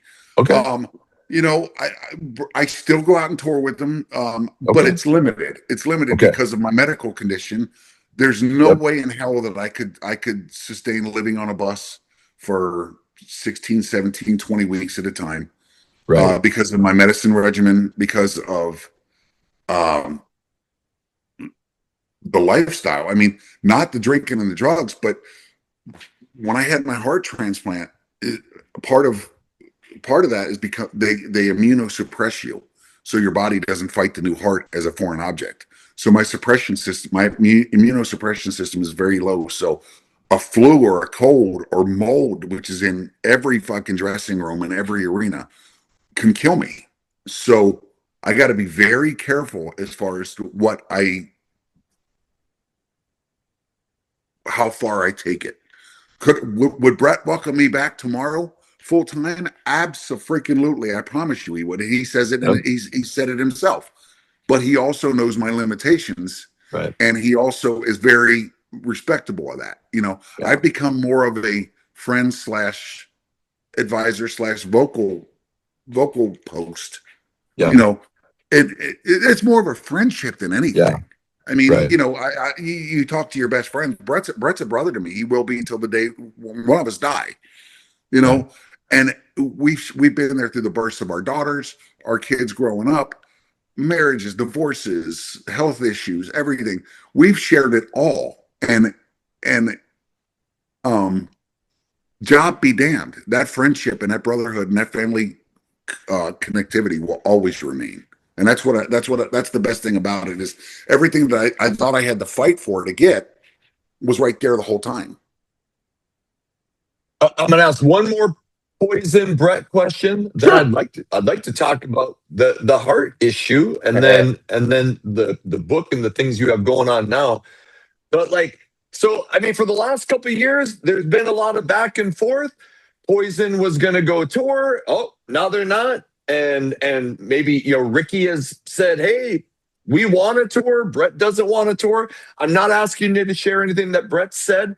Just, do you have any thoughts on whether? I do. Yeah. I love Poison as an entity. I love Bobby. I love Ricky. I love CC. I love Bret. And there was a time period when I started working for Bret that people were like, "Oh, he's a spy. He's a mole. Whatever we say, it's going to go back to Bret." That's bullshit. I never took sides. I never did anything. I love them all equally. Bret maybe a little bit more because we've been through a lot more and we've shared the success of the show and everything else. But I would never stand between two of them and say you're right and you're wrong. Do I think some of the decisions that were made by band members could have been less public? Absolutely. But I will say this: Bret's very successful on his own. Yep. He's done wondrous things with the Bret Michaels band. He still continues to play arenas and sheds and pavilions and festivals and hundreds of we were at the NFL draft, 400,000 fucking people. You know what I mean? Yeah. And he's making great money and he's doing his thing. But what I do believe is that Poison as a whole is all four band members. Yep. You can't replace Bret with a Sebastian Bach or a whoever Stevie else. Rochelle. Steve, I love Stevie. I love him to death. I really do. I mean, when I was with Ricky, Metal Sludge was just getting started, and everybody was questioning who's Metal Sludge, who's Metal Sludge. Well, Ricky did a tour diary, and that was my first. That was my first glimmer of kind of notoriety because Stevie and the boys and the girls these tour diaries became huge. Yes. And they did interviews with me, and they did interviews with me, and I never held back, but there was always a line that I had to draw because not knowing who it was, I'm like, who am I telling these stories to? But two, there's always this mystique, and sometimes mystery is better than opening the blinds. You know what I mean? It's like, what's inside, what's inside the box, what's inside the box. You don't want to open that box fully, but these tour diaries became very, very popular, and Ricky made me a name associated with Poison. Yep. And I will always love him for that. But as a matter of fact, the very first Metal Sludge party was in California, and Ricky, Kendra Jade, and somebody else hosted it. Stevie, I guess. I can't remember. But they asked me to come out there and be part of it. And that's the first time that I was like, okay, this has a potential. You know what I mean? People are going to start knowing who I am. But I never took sides with Ricky or Bret or Poison or CC or Bobby. Bobby was a hard nut to crack because he's very professional, very businesslike, he was the businessman. I'm Bob Yep. Dahl. I'm Bob Dahl. This is the way it's got to be.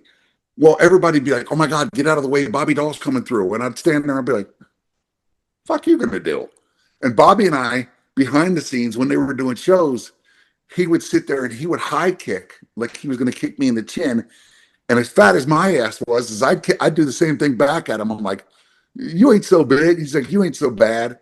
And Junior would hear that, and Jana's husband, and that's where he and I started this stuff. You ain't so big. You ain't so bad. But Bobby, I respected him as a business, but I also had a lot of fun with him because we'd be behind the stage high kicking each other and slapping each other, and he made me feel very welcome, and Okay. so it would be very hard for me to pick sides. But I do believe that band business needs to stay with the band, and if they ever wanted my input, they would ask. But I don't have the answers. I know that Bret is doing very well on his own. I know that he's making a lot of good guarantee money. Yep. And for him to take a pay cut wouldn't make sense. You know what I mean? And I don't know their finances. I have no idea. That's none of my business. That's out of my pay grade. Right. But I know that in order for him to tour, he would have to get what he's making on his own. Right. And I don't know that that's feasible. Right. And that's not, like I said, that's none of my business. Right. I completely got you. Excuse me. In 2023, and you alluded to it, when do you realize, like, oh shit, I have a heart issue? When I left Utah, I was offered a job at the Four Seasons in Hawaii on the island of Lanai, and I went into their security department, and I was working for Larry Ellison had bought the island, and I was offered a job with their security division. And first thing I said is, we need to lose the word security. We're ambassadors. We're the first people that the guests see, and we're the last people that they. And it got to the point where people were coming back. Is John still here? Is Keoki still here?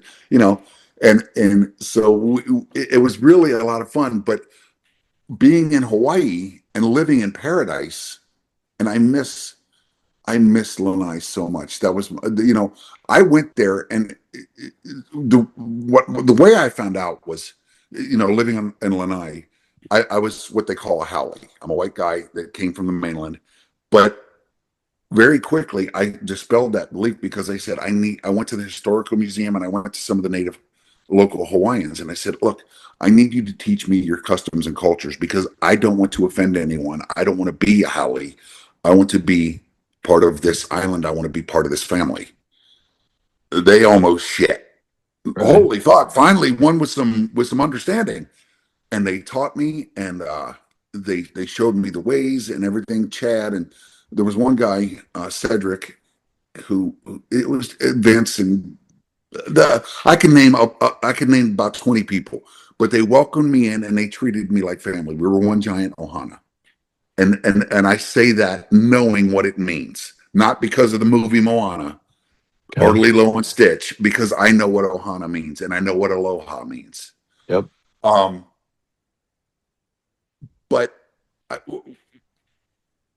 while working in the resort, you're right there in the ocean, and the most beautiful oceans in the world. I spent a lot of time snorkeling and diving.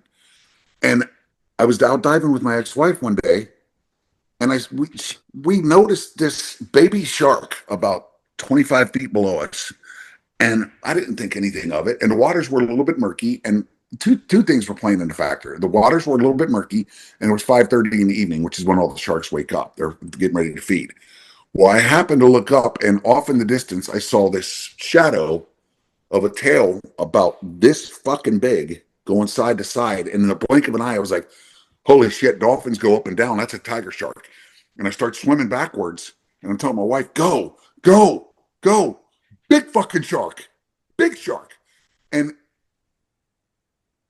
in reality, the shark wanted nothing to do with me. But I was panicked, and in the water. At first, I thought I was having a panic attack, but then all of a sudden, it started getting worse and worse and worse. And I looked at my ex-wife. I said, "Look, I think I'm having a heart attack." I was standing up on this coral, shredding my feet, bleeding all over the place, and I said, "I'm having a heart attack." She goes, "No, you're having a panic attack." I said, "No, I'm having a fucking heart attack right now," and I started screaming like a little girl. And these guys jump in off the cliff, and I had passed out in the water. I had gone into VT and ventricular tachycardia, and I passed out. And they brought me back to the beach on their surfboard. I was about 200 yards out, so they swam me in. I don't know how the hell they did it. They swam me in, passed out on the surfboards, and I remember waking up for a period of time, and the medevacing me. I was in shock, I guess. The medevacing me to Honolulu, and I remember the doctor saying, "Holy shit, his troponin levels are skyrocketing," which is it's a chemical that gets released. I don't know if it's to protect your heart or if it's just a chemical that gets released when you have a major heart occurrence and heart failure. But after that, they hospitalized me for I think it was about a week or 10 days or whatever, and that's when everything started to come to fruition, where they were like, "You have something called dilated cardiomyopathy, and this is non-curable. Eventually, you're going to have a heart transplant." Now, me being me, knowing that I live in a Hawaiian island, it's a 6-hour flight from the mainland, and I have to wait for somebody in Hawaii to die. There's no way in hell I'm ever going to get a heart. None. So I made the decision to go back to the States, go back to Hawaii, and I met the most beautiful man in the world, my angel, Dr. Sadamad. I was working with a doctor named Carrie Villarreal, who is at the VA, and she had reached her limit. And she said, "There's somebody I want you to meet." He was coming in from UC, and he's my earth angel. We're still best friends. This little guy, I was the worst patient a doctor could have, because I'd take my medicine, I'd start feeling good, and I'd quit taking my medicine, and I'd plummet. Right. And this little guy looks at me, and he says, you fuck it, we can cuss on this. He goes, "You fucker." Yeah. He goes, "You fucker." He goes, "If you don't start taking your medicine and do what I tell you to do, you're going to die, and there's nothing I can do for it." He goes, "But if you do what I tell you to do, I can probably keep you with this heart for 5 years." He goes, "But you have to follow what I say to the letter and religiously." And because this little guy stands up in my face and threatens to kick my ass, immediately I respect him. I said, "I'll do whatever you tell me to do." Yeah. And I did, because he was part of it when I was going up and down and up and down. And finally he got to the point where he's like, "I'm done fucking with you. You either do it or you're going to die. There's nothing I can do if you're not going to work with me." And over the next 5 years, I went in and out of, heart failure. But on August 17th of 2021, let me go back. In March of 2021, my mom was diagnosed with terminal cancer. So I became her caregiver.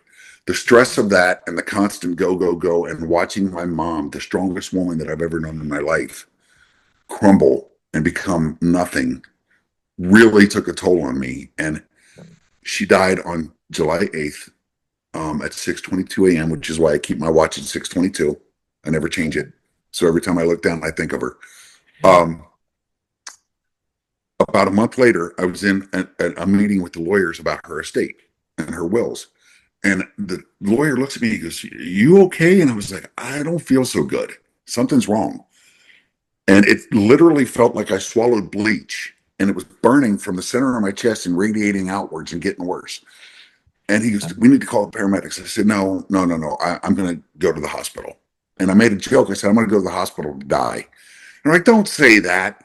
Well, I got in my truck and I put on through my speaker. I called my doc and I said, Dr. Mott, I said, something's wrong. I said, I'm coming in hot. And he goes, what's going on? And I said, it feels like I swallowed bleach and it's burning and it's radiating from the inside out, the center of my chest outwards. And I was talking to Sarah, my daughter's mother, crying because this is the most intense pain that I've ever experienced in my life. And I knew something was wrong.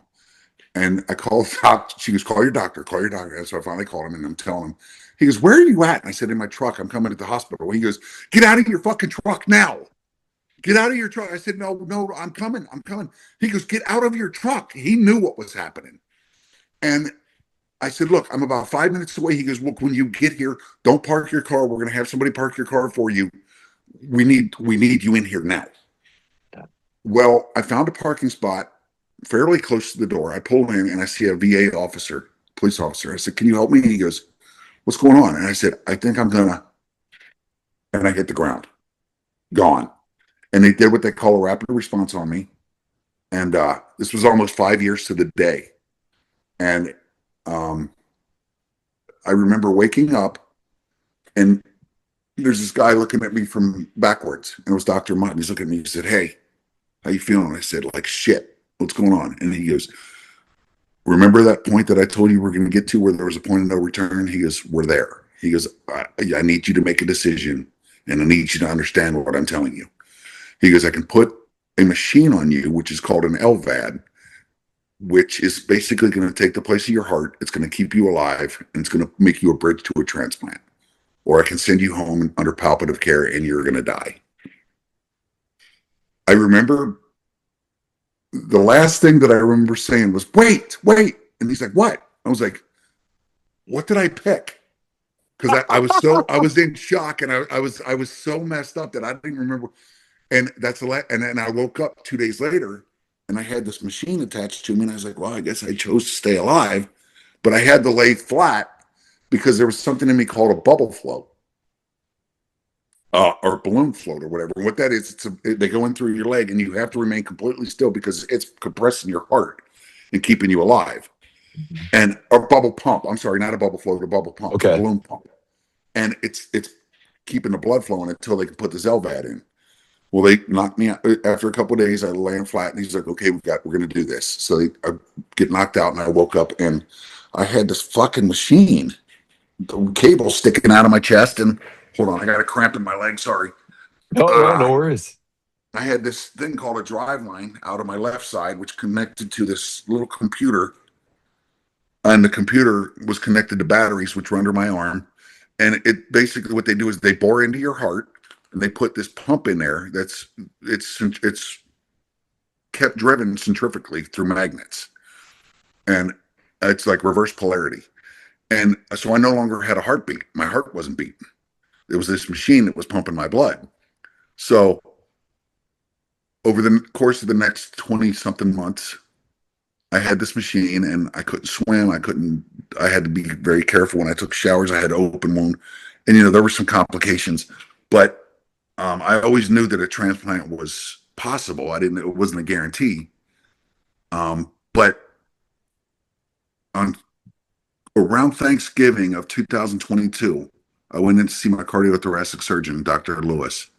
And I said, Doc, something's wrong. I said, I got this pain and it won't go away. And it's getting worse and worse and worse. So they gave me this CAT scan and PET scan and they couldn't find anything wrong. And by just after Christmas, just after New Year's, between Christmas and New Year's, they did it again. And he goes, holy shit. I was like, what's wrong? He goes, somehow you got an infection in your body and you have MRSA. And he goes, it's everywhere. It's going to kill you. He goes, I'm out of time. And he goes, we're not aggressive enough to wait for a heart. We got to send you somewhere. So after some meetings and some considerations, we decided on Vanderbilt. They sent me to Vanderbilt and I went through their admissions process. They sent me home because it was only 4 hours away. Yeah. And I left Vanderbilt on a Monday or a Tuesday. Friday night, now this goes back to the music business. Friday night, I'm climbing into bed about 11:30 or midnight, and the phone rings. I'm like, hello? Hey, what are you doing? Climbing into bed watching a movie. Who the fuck is this? It's Tiffany. I said, Tiffany who? John, it's Tiffany. I said, is Tiffany your fucking stripper name? Who are you? She goes, John, it's Tiffany from Vanderbilt. And I was like, holy shit. I was like, I'm sorry. I'm so sorry. She goes, what are you doing? I said, I'm getting ready to watch a movie. She goes, no, you're not. And I said, what? She goes, you want a heart? And I was like, well, what do you, within a week, they had, and I immediately texted Dr. Ahmad. I said, dude, they got me a heart. And he goes, already? So he calls me. He goes, what are you doing? I said, I'm going to drive to Vanderbilt. He goes, you're not going alone. And he was willing to take off work for a couple of days if need be. He called a friend of mine and they agreed to take me down to Nashville. They got me to Nashville. And literally, as I'm walking into the hospital, I collapsed down to my knees and I couldn't move. My body was giving out. It was shutting down. And they put me in a wheelchair. They got me up to the table. They were getting ready to crack me. And the doctor goes, stop. He goes, I can't use this heart. It's perforated. So I wake up the next day after being anesthetized and them getting ready to open me up, which I had already been open once to put the LVAD in. So that wasn't new to me. But I wake up and I'm like, oh, this wasn't that bad. And I'm like, John, we couldn't do it. The heart was no good. And I'm like, what does that mean? It means we need to wait for another heart and you may or may not get it. Well, luckily, they had to keep me for 72 hours or something like that, 2 days or 3 days or something, because I was anesthetized. And at literally probably 56, they come running in the room. They're like, we have a heart. We have a heart. This is a go. You're going to get a heart. And I'm like, already? Like, again, a second heart that quick? And Jana, who I've worked with from day one with Poison, she was there, and she was the last person that I saw before I went in. And it was real. And she was standing in the room, and she's like, you're gonna do this. I said, well, this is either goodbye or I'll see you again soon. And I said, and I hope it's not goodbye. I said, but either way, I'll catch you on the other side, making a joke. And a few days later, I woke up in the ICU, and I had a heart transplant. And, I went through about a year of rehabilitation, but through Abbott Medical and everything, I got to become an ambassador for Abbott. And I would go around and I would speak to doctors and nurses and RNs and nurses aides and even patients and tell them what it was like to be on this side of the aisle. And now I'm lucky enough to be part of this organization called Heartmates, which is headed by Damar Hamlin, the Buffalo Bills football player who died on the field. That's right. And now, mind you, there's more prominent members. I'm a member of it, but there's so many other people that have such more inspiring stories that they use them to be the faces of their program. But I'm part of it, and I'm honored to be part of it. But I was so blessed because one of the things that I said when I woke up is, I got a second chance. I'm going to make this one count. Not that the other one didn't count. I mean, I was very successful when I did, but when you're faced with death and mortality, everything that used to be important is no longer important. What was important was being a positive role model / telling the story and hope that it helps somebody else down the road. Yep. It wasn't about me anymore. It was about creating a better everything. And I've been blessed to be able to talk to a lot of people, and through my intervention and my talking to them, 4 people have gotten heart transplants, and they're all living very healthy and successful lives. One just got an offer to go back to work. I've gotten 6 or 7 people who have come up to me, and because I was very public about everything that was going on. I did videos on Facebook and explaining the situation, and I made it very well known because I was given that platform through the Rock of Love and everything, and I still had these friends and family and this quote unquote fan base that I wanted to make it very public, because if I was going to go through this, maybe what I'm going through could help somebody in the future. Thank God I was sober, because it wasn't about me anymore. It was about giving back. Right. And I've had 6 or 7 people, and this is where it gets a little emotional. I've had like 6 or 7 people come up to me and say, I become an organ donor because of you, because of what you went through and how Yeah. public you were and how important organ donation was to you. And I finally, I'm like, when you're faced with a life or death moment, I don't care who you are, you ask yourself three simple questions. Was I a good person? Did I do everything I wanted to do? And have I made an impact or a difference?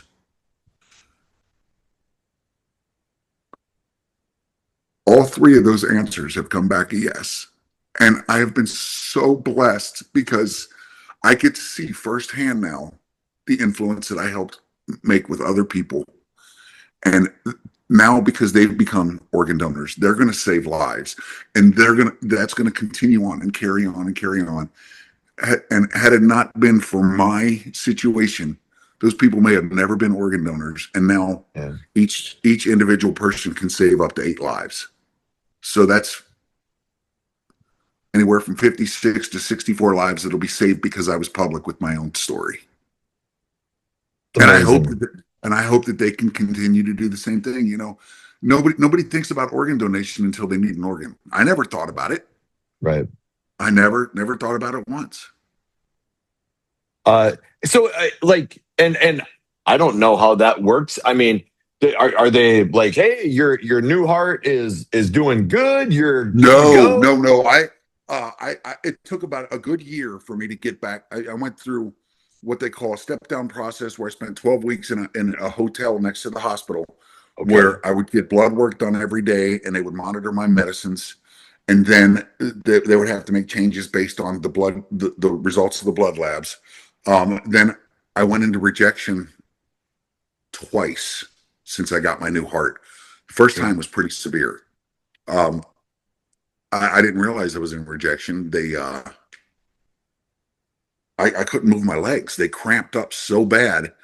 And I was Right. living down here in Florida and I was like, something's wrong. And I got to this music venue. I was going to see somebody, I can't remember who it was, somebody that I had worked with. And I got to this venue and I couldn't get out of my car.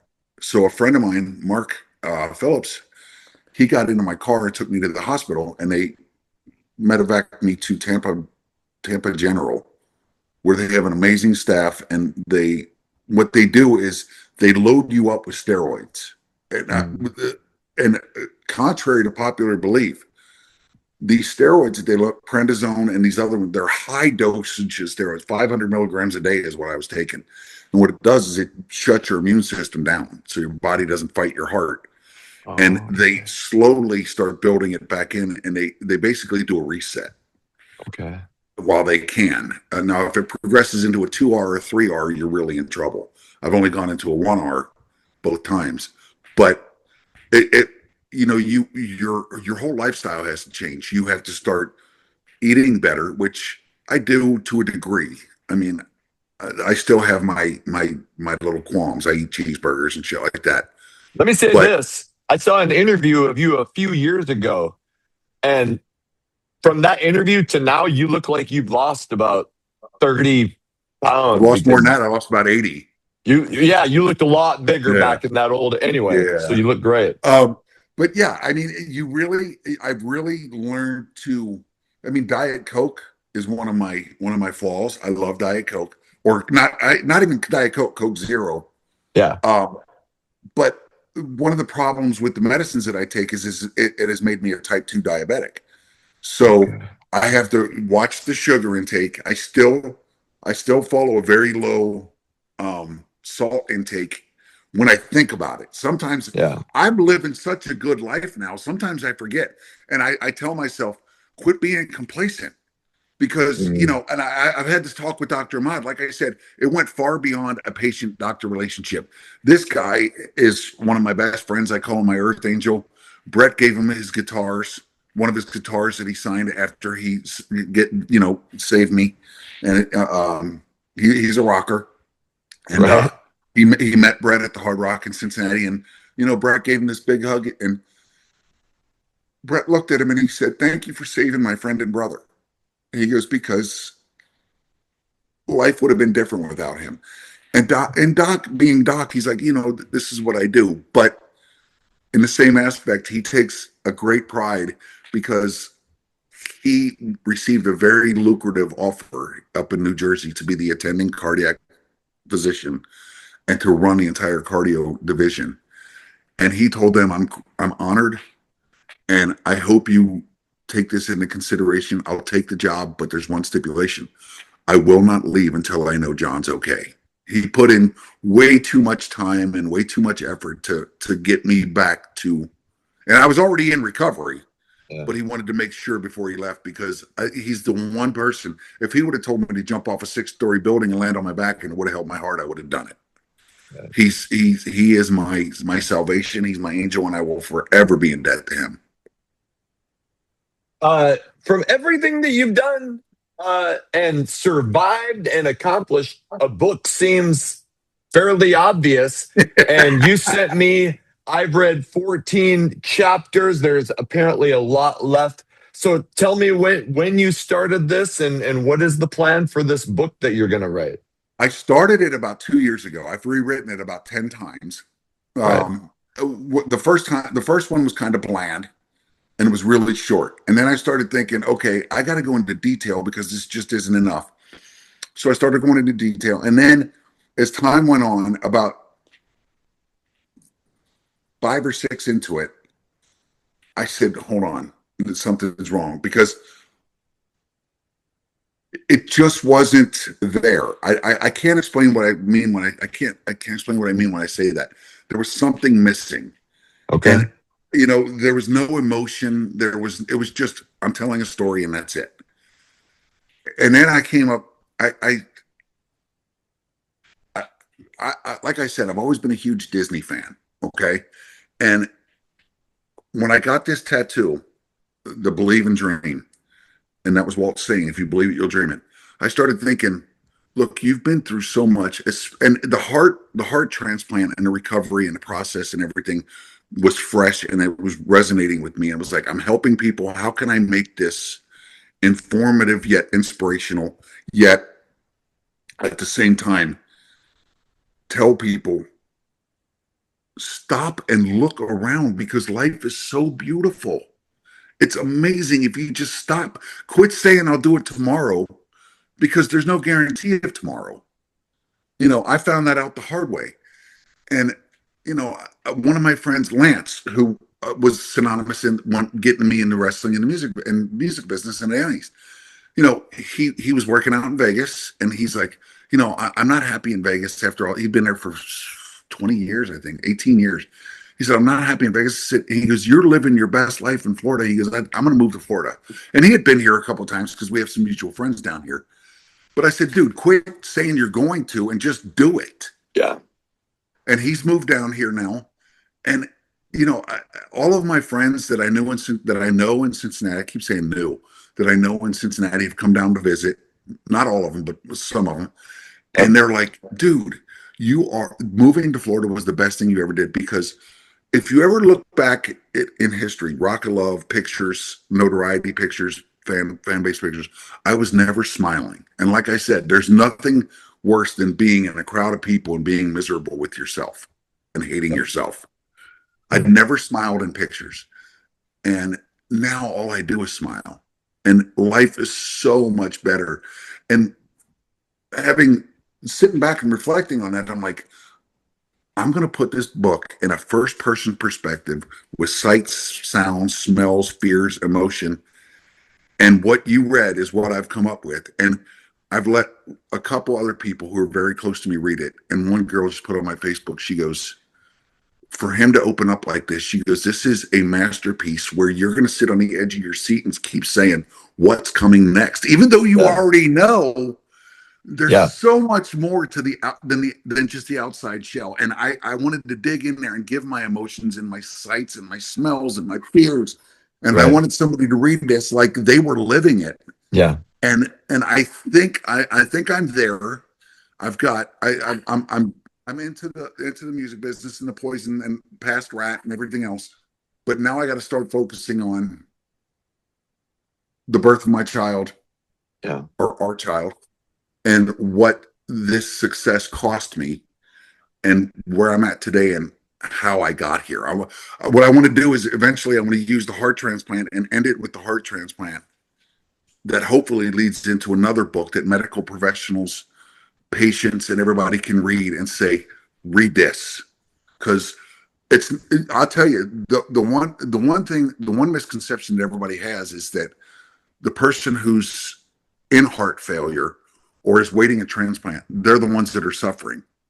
That's complete bullshit, because the family members and everybody who's close to you and the people that love you are suffering twice as much because they're watching you degrade.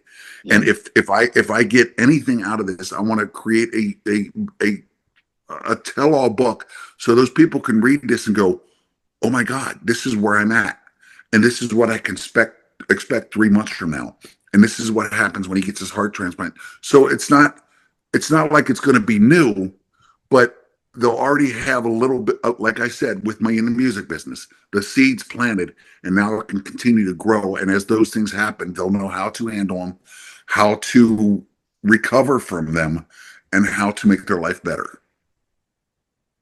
It's an inspirational story to go from being adopted and what I've read, the difficulties you had with your father to going into the military. And so I'm excited to see what the rest comes up with. Well, Because I'm glad you enjoyed it, because you being a professional and you having talked to so many artists and entertainers and everything, I hope that my story doesn't come off egotistical. I want it to be an informative narrative of how I became this persona, Big John, which a lot of people are going to be shocked thinking, oh, he's, this is what he got in the music business. It started long before that. And when they understand what I mean when I say in the basement with the boxing gloves, they'll get it. And they'll be like, oh shit, this was a long time coming. But, I've been wrestling around with some titles for the book. One was Built for This, because I ended every chapter with Built for This, because I was slowly being built. Then there was another one where the podcast is going to be more like a behind the scenes kind of music with a narrative and the testimonials from the people that were important in my life. Some of the people, not all of them. There's a lot more, but some of the higher caliber people and the people that, were inspirational in the book. And I was going to put Big John behind the bandana. Okay.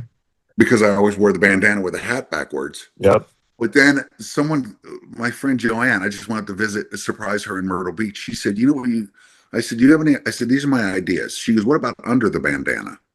Because there's a behind the music. Under the bandana is where your brain's at, and that's where everything comes from. And I was like, so I got to give her full credit for that. So I may wind up going with Under the Bandana, because the bandana and the hat backwards became my trademark, if you will. And it was funny because I got to tell you, this isn't an ego thing. When I did that and the success of Rock Love, I started seeing a lot of artists and entertainers start wearing a bandana with their hat backwards. I'm sure. And I'm like, hold on, Fred Durst is trying to be me, and Eminem and all these people were wearing bandanas with their hats backwards. And I'm going, none of you guys did this shit until I was on, and I'm not taking credit for it, and maybe it was happening and I just never noticed it, but I always had that since 2002 when I was working with Kid Rock, is when it all started. Yeah. I'll never forget, we were playing a music venue in Irvine Meadows, which I think now is Verizon, whatever the hell it is. I don't even know if it's there anymore. Right. But Kid Rock was on the bill, and so was Poison. I was working for Kid Rock at the time, and I come in and I see Jana, and Jana goes, the fuck's up with the bandana and the hat backwards? And I was like, oh, it's something new, because I always wore one when I was in the Marines, when I was in the field. Yeah. And it just happened to come back, and it became this, hey, where's your bandana? I was like, oh shit, and I put it on. Right. And, it was just one of those things that stuck with me. And then people started to like, oh, there's Big John. Look, and dude, the kicker was, Bret and I flipped out on this. This is how we knew this show was a success, because we started getting notices, especially around Halloween, where people were dressing up as us for Halloween. And I'm like, holy shit, look, they look like they got, Bret was always known for his bandana and his Right. hats. Right. Me, on the other hand, coming out on screen and people starting to wear their hat backwards with the bandana, I was like, hey, I don't know if I started it or if I just brought it back to life or what, but Right. people started to do it and I got a kick out of it. Right. What were you saying? And you had mentioned before I even hit record the podcast that you're going to do that's going Yes. to I, talk about that. I decided to go with I'm sure you've heard of it. There's ads on Facebook and social media of a company called Voyage. Okay. And Yep. I invested a buttload of money with Voyage, and what they do is they help you design and mold this story. They got the story. They got one of the ones that's not polished, not what you read, but Yep. it's the same thing. They Yep. got it and they're like, holy shit, this is good. Yeah. So with that, I invested the money, and I was gracious enough to be accompanied up or partnered up with a guy named Jordan Haslow. Okay. Jordan is a world-renowned podcast designer and developer, and he has developed this thing, and he continues to call me and go, oh my God, this story, this is a Netflix story. This is an Angel Network. Like, he goes, I can see a biopic being made out of this. People did The Dirt and all that. And that was that, I don't want to sound like I'm something I'm not, but my story is so much deeper because it shows the development as opposed to Nikki had, it's kind of like Nikki's. Nikki had a very weird, fucked up childhood. Yeah. And it led into him being, a professional and doing what his passion was and growing into a iconic band, Motley Crue. Mine was, I grew up in a very fucked up household, being told that I wish I was never adopted and nothing's ever good enough, to the Marines, which made me grow, to the music business and professional wrestling. And, one of the things that was the greatest thing to me was when I got into professional wrestling, I always tried to mimic Kevin Nash. And I wanted to wrestle like him. He was my icon, if you will. I don't want to sound like a fanboy because Kevin's a friend of mine now. Yep. But the year before I got my heart transplant, actually, it wasn't even a year. It was about 6 months prior to me collapsing and being told I needed the heart now. I was inducted into the NWO by Kevin Nash himself. Kurt Angle was there and everybody. And so one of the things Kevin said was, this man's been through so much and he's been such an inspiration to people through music, television, storytelling, and now his heart and the military, that it's only fair. And he looked at me, he goes, this isn't a ceremonial thing. You are an official member of NWO. So I ran with that. I was being welcomed into a clique by the person that I wanted to be so bad. And Kevin, and to be, I don't want to say an equal because Kevin is iconic in professional wrestling, but to be ceremoniously honored by the man who I wanted to be. And this came into fruition by the work of a lot of people. Bobby Fulton, who was an iconic professional wrestler, Sean Casey, who was the head of the Five Most Wanted, who I was part of, Cody Hawk, all these people got together and they were like, look, I think what it was we don't know if John's going to be here. We don't know if this is going to work. But Kevin, look, you got to understand. I think they went to Kevin and told him the story and said, look, this guy wanted to be you. This guy worshiped you. He idolized you. He tried to wrestle like you. He tried to be you. And Kevin was like, I think he saw the impact that I had made on those people. So he inducted me into the NWO. And then a friend of mine, the actual real world championship belt. Here, hold on. Yeah. This was my retirement gift from professional wrestling from a friend of mine, Wayne. This is the actual belt, the NWO belt with my name placarded on it. If you see it, it's got my name on it. Oh yeah. And Shit. it's the real deal. This thing weighs about 8 pounds. It's got the real jewels, the gold, everything. And That's I awesome. showed. I went and saw Kevin a few weeks ago in Tampa because he was doing a meet and greet at Hulk Hogan's shop. God rest his soul. And Yeah. I walk in and Kevin looks at me and people, people are like, oh, thinking that I'm just a fanboy and I'm carrying this belt. And Kevin looks at me. He goes, "Hey, what are you doing?" And he welcomes me over. We're shaking hands and we're talking for like 20 minutes, and people are waiting. And it was like I said, not an equal, but Right. part of the same business. Yeah. And to be respected by the person who I wanted to be the most meant the Mm. world to me. So, Wow. I mean, there's so much that has happened in my life and that's why I want kids to read this because I want them to understand if a door opens, you better run through that son of a bitch because Yeah.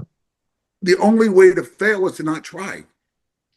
And like I taught for 12 years, taught high school English, and I feel like kids, a lot of kids today are oh, I'm hesitant to do something difficult. Some of the greatest things that came out of my life were when I was like, okay, this is kind of scary, but I'm going to do it anyway, like the military, you Absolutely. know? Well, So, professional wrestling, like I said, I got injured and I came back. And while I was in Cincinnati, while I was still married to Lonnie, um, there was a HWA reunion where I originally trained. And they were like, hey, we want you to come to this. We want you to be part of it. And in doing so, we want you to do a run in because you were kind of iconic with the HWA. We want you to do a run in, save hooks, and um, choke slam this guy through a table. mhm, And I was excited to do it, but there's such a thing called ring rust, where you're out of it for so long. It's just like shooting and everything else. You're out of it for so long. You want to make sure that you do it right, but you forget some of the the contents. right. Well, it automatically came back, and I went to lift this guy up, and he didn't sit. When you choke slam somebody and you bring them up, it's oh, I'm sorry. It was a power bomb. I was Okay. power bombed. So I pick him up, and he's supposed to sit up, and I got it. He won't sit up. He's not going with me. So I had to physically yank him up, dead weight, and put him through this table. And when I did, this spark lit up in me again, and I was blessed because Cody and Shauna Reed and David J. Uh, were the four existing members of the Five Most Wanted. John Moxley, who's now part of the AEW, was the fifth, and he had gone on to AEW and everything else. And they asked me, they're like, "Hey, do you want to come back? You're going to be part of the Five Most Wanted." And we had this shirt, and it looked like the NWA album, Right. the historic NWA album, and it had all of our pictures on it, and it said the world's most dangerous group. Well, in the independent circuit, we literally at one point in time had 9 belts from the East Coast to the West Coast, from the North to the South. We had all independent federation belts around our waists and holding up in our arms. And Right. I'll send you some of these pictures so you can show them on the podcast. That'd be awesome. But Sean and I are brothers. I mean, and one of the reasons is because his father was dying of cancer. We didn't know it at the time. His father refused to go to the doctor. And I said, Sean, your father's a Marine. You got to quit asking him. You got to talk to him Right. like a Marine. Right. He goes, what do you mean? I said, take me over to his house. And for some reason, Sean's father had a respect for me, whether it was the Marines or whatever. He knew I was a Marine. He opens the door. He goes, Dad, John's here. He goes, Big John? He goes, yeah. He goes, bring him in. And I come in and I said, hey, Pops, what's going on? I said, what's this shit? You won't go to the doctor. Oh, I don't want to go. I said, bullshit. Get your ass up. Let's go now. Get to it. I'm not fucking around. You're going to the doctor. And Sean's looking at me like, this is he's going to lay into you. And I was like, I'm not taking no for an answer. Get up, old man. Let's go. I said, look, come on, Marine. I started talking Marine lingo to him. I was like, you want to win this battle, you got to hit it head on. Whatever the fuck it is, let's go. And all of a sudden he looks at me, he goes, well, I got to get a shower. I said, then let's go. I'll put your ass in the shower. Because he was, he was kind of weak. And we get in the shower and he's got this, his skin was blue. He looked like a fucking Smurf. And I couldn't figure out what is this shit. He goes, "Oh, it's freeze off." I said, "What the fuck's freeze off?" And he was putting biofreeze all over his body because he was in so much pain, and he's letting it dry, and he couldn't get in the shower, so this shit dyed his skin. Holy shit. So we get him to the doctor, and unfortunately, he was stage 4 cancer, but by doing that, I think Sean had a few more months with him by getting him to the doctor. And I would sit with Pops, and we would have dinner, and Sean would be out wrestling or doing a movie or whatever he was doing. And Sean got a respect for me, the same that I had for Sean, because Sean wrestled in WWF. He's a 3-time Playgirl centerfold model and all this other bullshit, Yeah. And that was his gimmick. I mean, he was a pretty motherfucker. Right. And he still is, little fucker. and he always had these hot women around him and everything, and I was so jealous. I hated him for it, but I hated him but wanted to be him too. Right. But because of what I did with his father, I think it gave him another 8 months or a year with him, because had he not gone to the doctor, I think he would have declined a lot faster. And Sean finally got that closure, or those moments that he needed. Right. And when Pops died, he had his Marine Corps ring on, and Sean took the ring off, and he gave me his Marine Corps ring. And he's like, one of the things that Sean's dad said is, "You guys are brothers. You're the son that I never had." He goes, "You guys are brothers, and I need you to promise me one thing. You need to take care of each other and look out for each other as long as you guys are alive." And we've continued to do that. And it's not because of wrestling. He got me back into wrestling, but something like that brings two people that at one point in time were complete strangers, so close that, I love the guy to death. And he lives in Ohio still. I live here. But, one thing I will say about everything that I've been through, everything that I've experienced, the good, the bad, and the ugly, is that some really wonderful friendships, family, and respect and love for another human being have resulted not only for one person, but for many. And I'm so blessed to have that, because there's so many people in this world that never get to experience that. You have an amazing story. I am excited to see. I'm going to plug my computer in, so bear with me. No, go ahead. Yeah, and I'll edit this part out.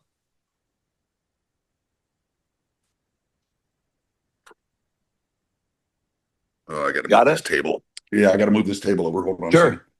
No problem. And this is awesome, by the way. I appreciate all the time and all the. It's all good. Dude, I'm honored. I'm honored that I get to here, let me put this back up here. I'm honored because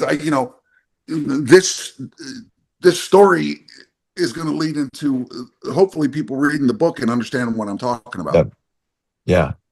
It gives props to the people that got me here too. Yeah. I could never disrespect any of them. Right. What else do you have going on? You're working on this book. What else is going on in the life of Big John? This is going to be a kicker, especially when people read about everything that I said, was part of. I've got to a point now where when I moved to Florida, life became very good, and I met some really wonderful, great people that continue to be in my life. But I have I made a very close personal friend, and I've started to handle his security to a degree. Okay. I coordinate with the Secret Service and the Florida FDLE, Florida Department of Law Enforcement. I work for a man named I don't want to say work for him. I'm friends with a man named Lou Prevost. Okay. I don't know. Lou's brother is now Pope Leo. Oh, So and I'm not only friends of his, he's not only my really good friend, but I handle, and I've been very blessed because growing up in a Catholic school, growing up in a Catholic high school, my mom being a very devout Catholic, throughout my career, I forgot about religion. It was never important and everything like that. My mom always begged me, you need to find your you need to find your faith again. You need to, it's very important, John. And I didn't yeah, realize it until I went through what I went through. And now yeah. I'm not ashamed to say religion is the number one thing in my life, second to my daughter. Okay, My daughter is the most important. My religion is right up there with her. okay.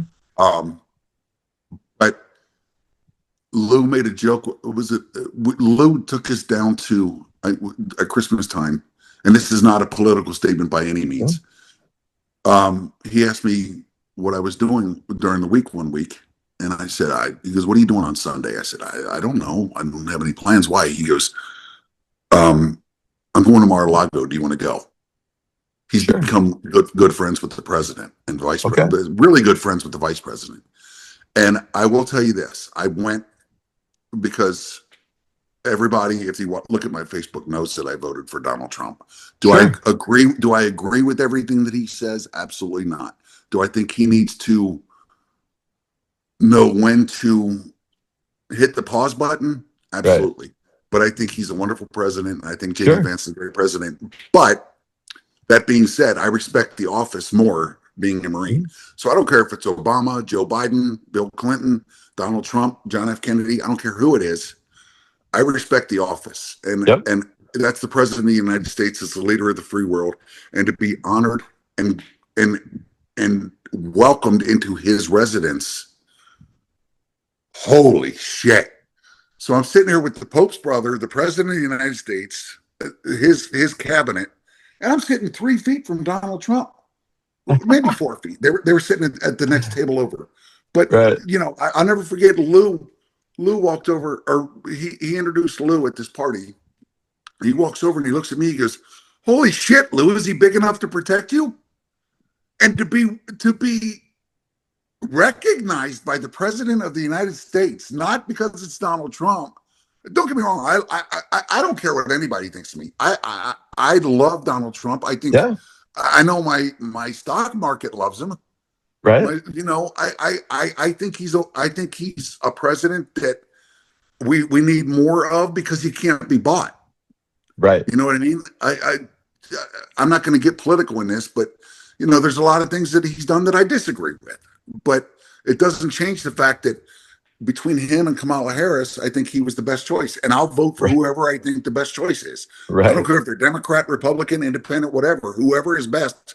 And I will say this: if this is the best thing, if what we have now, as opposed to who the president is now, if our government, if this is the best that we have to offer, we need to hit a quick reset and start Right. this whole fucking thing over because it's falling apart right before our eyes. There's too much conflict. But what I was getting at was after coming back from Mar-a-Lago, I Yep. had a mutual friend of ours say, "Do you hear your mom?" And I said, "What are you talking about?" They're like, "It's like a Verizon commercial, isn't it? You work for the Pope now. Now she's up there in heaven like, do you hear me now? Do you hear me now? Do you hear me now?" I'm like, holy shit. So, Right. I've been very blessed to say the least. Ab- And the book is going to explain a lot about who I am, who I was. And there's going to be a lot of people that I may have pissed off in the world that if they read the book, they'll understand why I was who I was.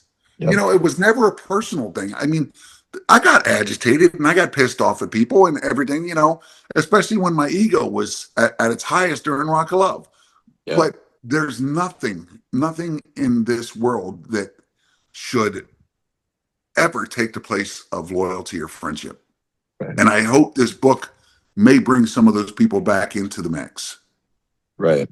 Right.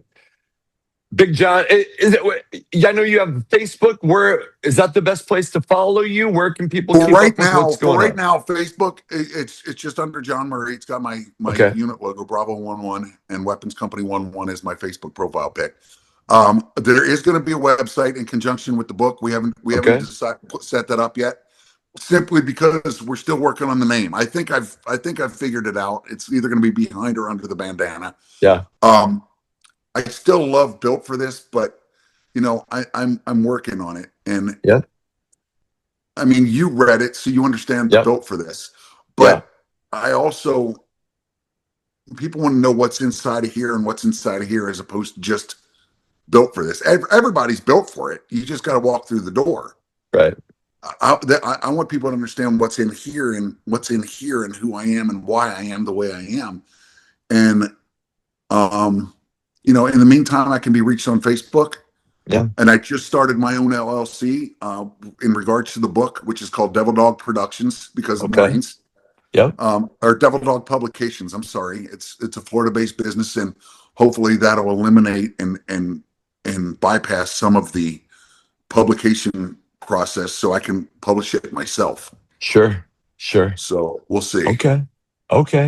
Well, man, you have an amazing, and I'm not inspiring story to go from your childhood to the military to music to the reality show to sobriety to your heart issue.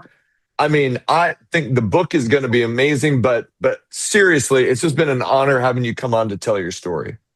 Thank you so much, man. It has been an absolute pleasure. And if this shows any interest or whatever, I'll be more than happy once the book comes out to come back on, and we can talk more about the book once people read it.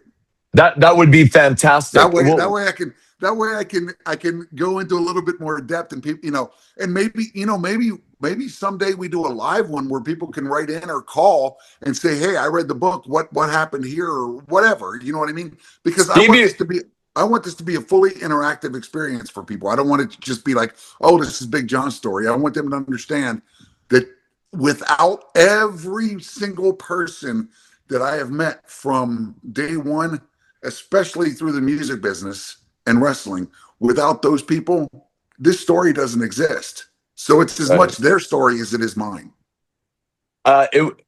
Absolutely. You're welcome back on, man, when the book comes out, or you want to come on alive or something. We'll definitely set that up, and I will. Let's stay in touch. I'll let you know when this I'll try is coming to look up. a little prettier then. I'll shave. Hey, if you got to look at this, it ain't very difficult to look better than this. So anyway, thanks a lot, John. Man, I really appreciate it. Thank you so much. I appreciate it. All right, you have a good rest of your day. You too, brother. Take care. All right. Yep. Later.